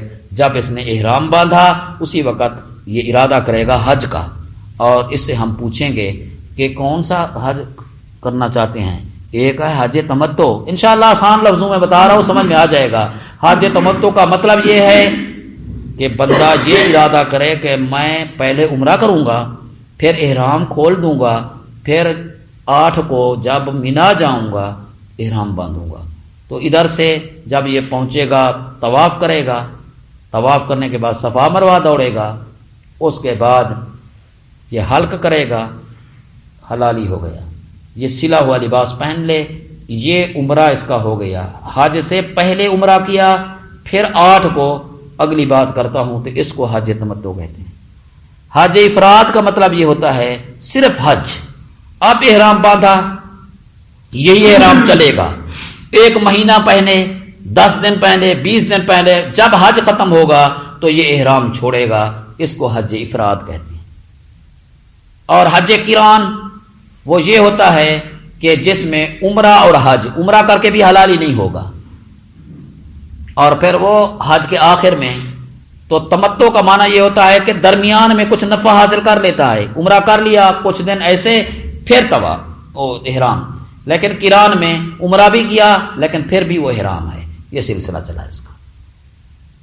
تو یہ شخص بیٹھے گا، تلبیہ پڑھتا جائے گا اور یہ حرم جا پہنچے گا، اور حرم جا کر یہی طواف جو عمرے کا طریقہ ہے، عمرے میں 4 کام ہوتے ہیں، ایک کام تو یہ کر چکا ہے احرام والا، اور دوسرا کام طواف ہے کہ 7 چکر لگائے گا، 7 چکر لگانے کے بعد صفا مروہ دوڑے گا، وہ بھی 7 ہیں، اور اس کے بعد یہ نائی کے پاس، حجاؤں کے پاس جائے گا، حلق کرائے گا یا قصر کرائے گا، عمرہ اس کا ہو جائے گا۔ یہ 4 کام عمرے میں کرنے ہیں، یہ یاد رکھو، عمرہ جو بھی کرنے جائے یہ 4 کام کرنے ہیں بھائی۔ عمرہ میں احرام باندھنا ہے، طواف کرنا ہے، صفا مروہ دوڑنا ہے اور حلق کرانا ہے، عمرہ ہو گیا۔ اور پھر اگر ارادہ ہو گیا کہ میں اور بھی عمرہ کروں، کوئی بات نہیں، تو چلا جائے مسجد عائشہ میں، پھر وہاں جا کر احرام باندھے، غسل کرے یا وضو کرے، احرام باندھ کر پھر آ جائے، یہی کام کرے، عمرہ ہو گیا۔ جو دن میں 4 عمرے کرنا چاہے کر سکتا ہے، وہ دن میں 10 کرے کر سکتا ہے، وہاں جتنے دن ٹھہرے جتنے عمرے کرنا چاہے اجازت ہے۔ 8 کو مینا جائے گا، اور مینا خیموں کی بستی ہے، کیا ہے؟ کیونکہ ہم حج کر کے آئے ہیں، اللہ کا شکر ہے، تو وہ خیموں کی بستی ہے۔ وہاں صرف جس طرح ہم مذاکرہ کر رہے ہیں تو مسائل بتاتے ہیں علماء، یا پھر وہی نماز ہے، وہی تلاوت ہے، وہ اپنے ہوئے گناہوں کے یاد ہے، توبہ ہے، استغفار ہے۔ یہ آج رات ہم یہاں رہیں گے، 7 کو بھی لوگ چلے جاتے ہیں، کوئی بات نہیں، تو 9 کی صبح جاؤ یا 8 کی رات کو جاؤ، عرفات جانا ہے۔ تو عرفات بھی ایک میدان ہے جو قیامت قائم ہوگی اس میدان میں، تو وہ ایسا میدان ہے کہ جہاں ہم نے سارا دن رہنا ہے، سارا دن، اور وہاں یہی عبادات ہیں، ریاضت ہے۔ اگر امام کے قریب جگہ مل گئی ہے تو پھر آپ خطبہ سنیں گے۔ مغرب سے پہلے پہلے ایک دھماکہ ہوتا ہے جس کی وجہ سے میدان، اور شرعی حکم یہ ہے کہ میدان عرفات مغرب سے پہلے پہلے چھوڑ دو، اور یہ قیامت کا واقعی منظر ہوتا ہے، اور وہ منظر ڈاکٹر طاہر صاحب جانتے ہیں، اور ہم اکٹھے تھے، پھنسے تھے، تو بہرحال تو وہ راتوں رات پھر مزدلفہ جانا ہوتا ہے، تو وقوف عرفہ فرض ہے، جس کا وقوف عرفہ رہ گیا اس کا حج نہیں ہوا۔ ٹھیک ہو گیا؟ اچھا جی، مزدلفہ جاتے ہیں، وہاں بھی رات کو ٹھہرنا ہے، اور وقوف مزدلفہ واجب ہے۔ پھر اگلے دن کنکریاں اٹھا کر ہم نے پہلے شیطان کو مارنا ہے، پھر اگلے دن پھر 7، پھر اگلے دن پھر، لیکن 10ویں کی بات یہ ہے کہ جب 10 کو آپ ماریں گے، نہیں ہے کوئی، تو کنکریاں مارو گے، پہلے 10ویں کو جب پہلے دن مارو گے تو 10 ہوگی نا وہ، تو 10ویں کو کنکریاں مار کر پھر آپ نے قربانی کرنی ہے، حلق کرانا ہے۔ پھر ایک کام رہ گیا صرف، 10ویں کو سب کام ہو جاتے ہیں مگر ایک کام باقی ہوتا ہے، اور وہ ایک کام ہے طواف زیارت۔ وہ طواف 7 مرتبہ طواف کریں گے، سعی کریں گے، تو یہ آپ کا حج مکمل ہو گیا بھائی۔ تو یہ اس طرح یہ حج، یہ بھی ایک عاشقانہ اور محبوبانہ سفر ہے کہ وہاں پراگندہ حال ہے، نہ داڑھی کا پتہ ہے، نہ سر کا پتہ ہے، نہ دھول کا پتہ ہے، نہ مٹی کا پتہ ہے، کسی چیز کا کوئی پتہ نہیں ہے۔ تو یہ اللہ کے محبوبوں کی یاد ہے۔ تو یہ جب طواف کر رہے ہیں تو کسی کی یاد ہے، صفا مروہ دوڑ رہے ہیں اور میلان اخترین پر آپ دوڑ رہے ہیں تو یہ بھی تو کسی کی یاد ہے، وہ بی بی ہاجرہ کی یاد ہے، اور زمزم والے کی یاد ہے۔ اور مینا میں جب آپ جاتے ہیں تو وہاں بھی تو کسی کی یاد ہے، حضرت اسماعیل علیہ السلام کی قربانی یاد آتی ہے، تو عرفات بھی تو کسی کی یاد ہے۔ اور یہ سارا محبوبوں کا ایک انداز عبادت ہے، تو یہی پوری امت پر ہے، یہاں تک کہ انبیاء نے بھی وہی انداز اپنایا جو پہلے ابراہیم علیہ السلام اور ان کی آل نے اپنایا تھا۔ یہ مختصر حج کا تذکرہ ہوگا، اور حج کی فرضیت بھی ہوگی، اوقات بھی میں نے آپ کو بتایا، 1 شوال سے اس کا وقت شروع ہو جاتا ہے، اور آپ 10 ذوالحجہ تک اس کا ٹائم ہے، ویسے 11-12 تک وہاں خیموں میں رہتے ہیں، پھر واپس آتے ہیں۔ تو حج دیکھ کے نہیں کرتے، حج سیکھ کے کرنا ہوتا ہے۔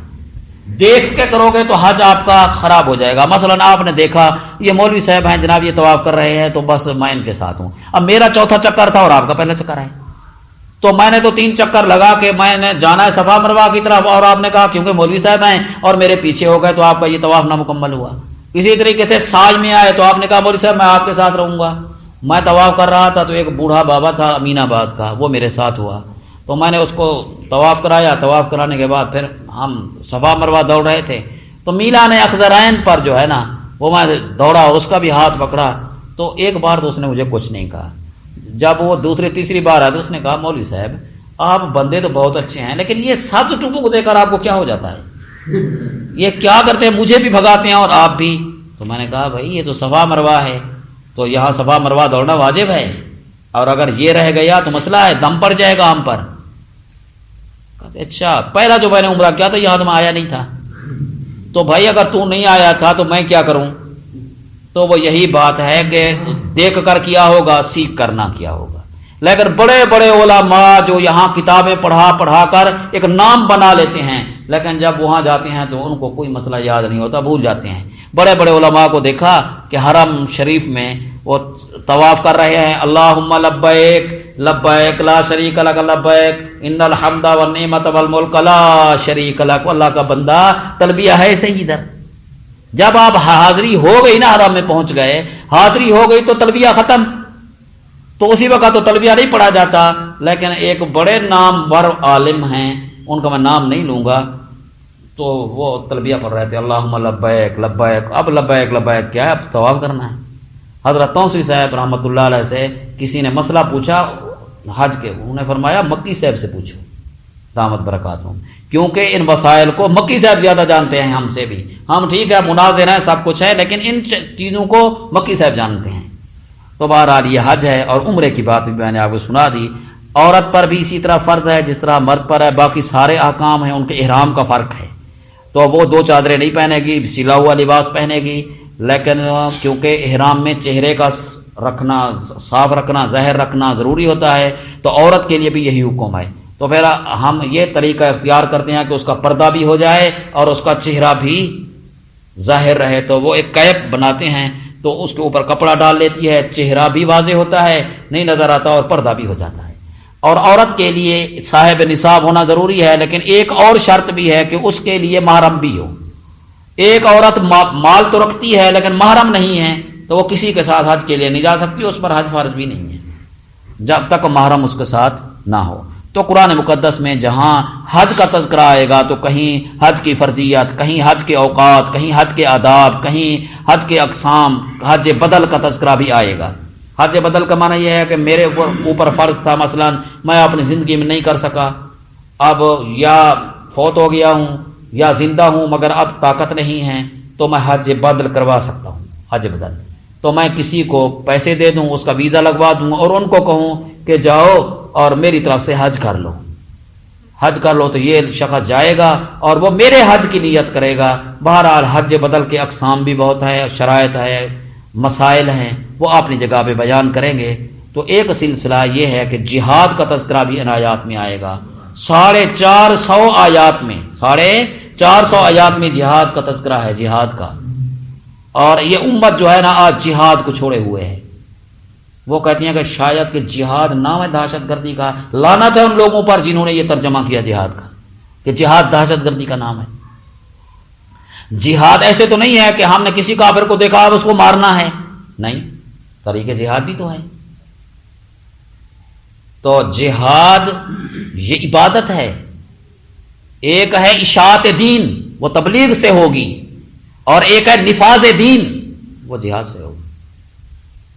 اگر جہاد معاذ اللہ دہشت گردی ہے اور جہاد کرنے والے دہشت گرد ہیں، تو آپ 27 غزوات میں جو امام الانبیاء صلی اللہ علیہ وسلم شریک ہوئے ہیں کیا کہو گے؟ معاذ اللہ صحابہ کرام میں جو مجاہدین تھے ان کے متعلق کیا کہو گے؟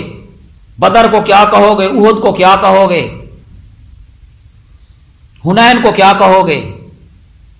تو یہ جہاد یہ اسلام کی روح ہے، اور اس روح سے اسلام چلتا پھرتا ہے، اور اس جہاد کی وجہ سے انسان کی، مسلمان کی عظمت ہے، اس کے مال کی عزت اس سے ہے، اس کی جان کی عزت اس سے ہے۔ جہاد کو جس نے چھوڑا وہ منافق ہو کر مرا۔ اس وقت سے پہلے ہوشیار ہو جاؤ کہ دشمن ہمارے گھروں میں گھس کر ہمیں قتل کر دے اور ہماری عورتوں کی عزت لوٹے. ایک آدمی مر گیا اور بستر پہ مرا اور اس نے کبھی بھی جہاد کی طلب اور تڑپ پیدا نہ کی، منافق ہو کر مرا. گیا میدان کارزار میں، واپس آیا تو غازی ہے، اور اگر وہاں شہید ہو گیا تو بڑا مقام ہے. تو جہاد کا جب تذکرہ آئے گا تو ان میں فرضیت جہاد کی بات ہے. یا ایھا النبی جاہد الکفار والمنافقین واغلظ، یہاں شدت کی بات ہے کہ واغلظ اس کو تو نہیں کہتے، تو واغلظ تو پھر مجاہد سکھائے گا.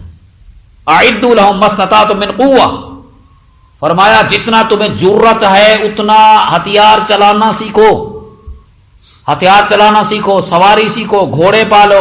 آج کے دن یہ مال پیدا کرو، مال رکھو، اسلام کو ضرورت پڑے گی، جہاد کی ہوگی تو میرا مال سب سے پہلے. یہ جہاد بالمال ہے. جان کی ضرورت پڑے گی، میں بھی جاؤں گا، میری اولاد بھی جائے گی، اور ہم اللہ کے لیے قربان ہو جائیں گے. تو فرضیت جہاد کا تذکرہ آئے گا، حکم بھی آئے گا کہ دیکھو ایک ہے جہاد نفلی، اور یہ ہے کہ جب دشمن ملک ہمارے سر پر آ جائے اور اس وقت ہم کہ ابو جان اجازت ہے، استاد جی اجازت ہے، اسی وقت اجازت ناجائز ہے. انفروا خفافا وثقالا، نکلو میدان جہاد میں، خواہ تم ہلکے ہو یا بھاری ہو، نکلو نکلو، گھر میں بیٹھنے کی اجازت نہیں ہے. مجاہد کی علامت یہ ہے کہ اگر اس کی پیٹھ پر گولی ہے تو ہم سمجھیں گے یہ مجاہد نہیں ہے، اس کے سینے پر گولی ہونی چاہیے. تو سرکار دو عالم صلی اللہ علیہ وسلم کی مکی زندگی میں جہاد نہ تھا، مکی زندگی میں تبلیغ ہے، احکام ہے، اور ایسے جہاد سے پہلے بھی تبلیغ ہے. یہ ذہن میں رکھیں کہ جب کسی نے ہمارے اوپر حملہ کیا یا ہم نے اسی پر حملہ کیا، اگر اس نے حملہ کیا اور ہم نے دفاع کیا تو اس کو جہاد دفاعی کہتے ہیں. اور اسلام میں ایسے جہاد بھی ہے، ایسے غزوات، ایسی جنگیں بھی ہیں کہ جن میں دشمن نے ہمارے اوپر حملہ کیا اور ہم نے دفاع کیا. اور بہت ساری جنگیں ایسے بھی ہیں کہ جن میں اثر نو ہم نے جہاد اقدام کیا تو اس کو اقدامی جہاد کہتے ہیں، اور پہلے کو دفاعی کہتے ہیں، اور دونوں کا ثبوت موجود ہے. اور یہ دنیا اس طرح کہہ رہی ہے کہ نہیں جی جتنے جہاد ہوا ہے اور جتنے غزوات ہوئے ہیں یہ سارے دفاعی تھے، دشمن نے حملہ کیا تو صرف صحابہ نے دفاع کیا. تو آپ مجھے بتائیں بدر میں گئے تھے یا بدر آیا تھا ادھر؟ احد پہنچے تھے اور تبوک گئے تھے. تو بہرحال یہ تذکرہ آئے گا انشاءاللہ. بدر کا تذکرہ بھی قرآن میں آئے گا، میری طرف غور کرو. بدر کا تذکرہ بھی آئے گا، یہاں احد کا تذکرہ بھی آئے گا، حنین کا تذکرہ بھی آئے گا، اور بعض سریوں کا تذکرہ بھی آئے گا. لیکن احادیث مبارکہ میں جو قرآن کی شرح ہے وہاں 44 سے زیادہ سریے ہوں گے اور 27 غزوات. غزوے کا مطلب یہ ہوتا ہے جس میں حضور نفس نفیس شریک ہوں صحابہ کے ساتھ، اور سریہ کہتے ہیں کہ آپ نہ ہوں اور صحابہ ہوں. جہاں صحابہ ہیں صرف اور حضور نہیں ہے تو وہ سریہ ہے، اور اس جہاد کو سریے کا نام دیتے ہیں. چھوٹے چھوٹے دستے جہاں بھیج دیتے تھے. تو یہ سرکار دو عالم صلی اللہ علیہ وسلم کا طریقہ ہے، اور آپ نے ہدایات دی ہیں مجاہدین کو کہ سب سے پہلے جا کر آپ نے کیا کرنا ہے، اور ان کو اسلام کی دعوت دینی ہے. اگر وہ نہیں مانتے اور وہ کہے کہ ہم قطعاً ماننے کے لیے تیار نہیں ہیں تو پھر آپ ان کو ٹائم دو، اتنے دن تک سوچ لو. وہ نہیں آتے پھر کہو جزیہ دے دو، یعنی اسلام کی ماتحتی قبول کرو. وہ نہیں کرتے تو اب یہ باغی ہیں، اب یہ خدا کی زمین پر نہیں رہ سکتے. اب خدا کی زمین پر خدا کا نظام ہوگا اور خدا کی زمین پر دشمن خدا نہیں رہے گا. پھر اس کے بعد جہاد ہے. اور جہاد کیا ہے؟ بچہ سامنے آ جائے نہ مارو، عورت سامنے آئے نہ مارو، بوڑھا سامنے آئے نہ مارو، کوئی مریض ہے اس کو بھی کچھ نہ کہو. ہاں اگر وہ عورتیں اور بچے اور ان کے بوڑھے اور وہ بھی ان کو باقی اپنے بندوں کو تیار کر رہے ہیں یا یہ ان کی رہنمائی کر رہے ہیں پھر ان کو بھی مارنے کی اجازت ہے. تو اسلام میں یہ غزوات ہیں، اللہ کا شکر ہے. یہ بھی جب جب ان کا تذکرہ آئے گا تو مجاہد کا تذکرہ ہوگا، ساتھ مجاہدین کا تذکرہ ہوگا، جہاد کے اقسام کا تذکرہ ہوگا، اور احکام کے ساتھ ساتھ اقسام کا تذکرہ ہوگا. تو یہ خلاصتاً میں نے جہاد کا تذکرہ کیا ہے. کتنا ٹائم ہو گیا بھائی؟ 11 ہو گئے. چلو آج ہم جہاد پر مسئلہ ختم کرتے ہیں انشاءاللہ العزیز، باقی چیزیں بعد میں. وآخر دعوانا الحمدللہ رب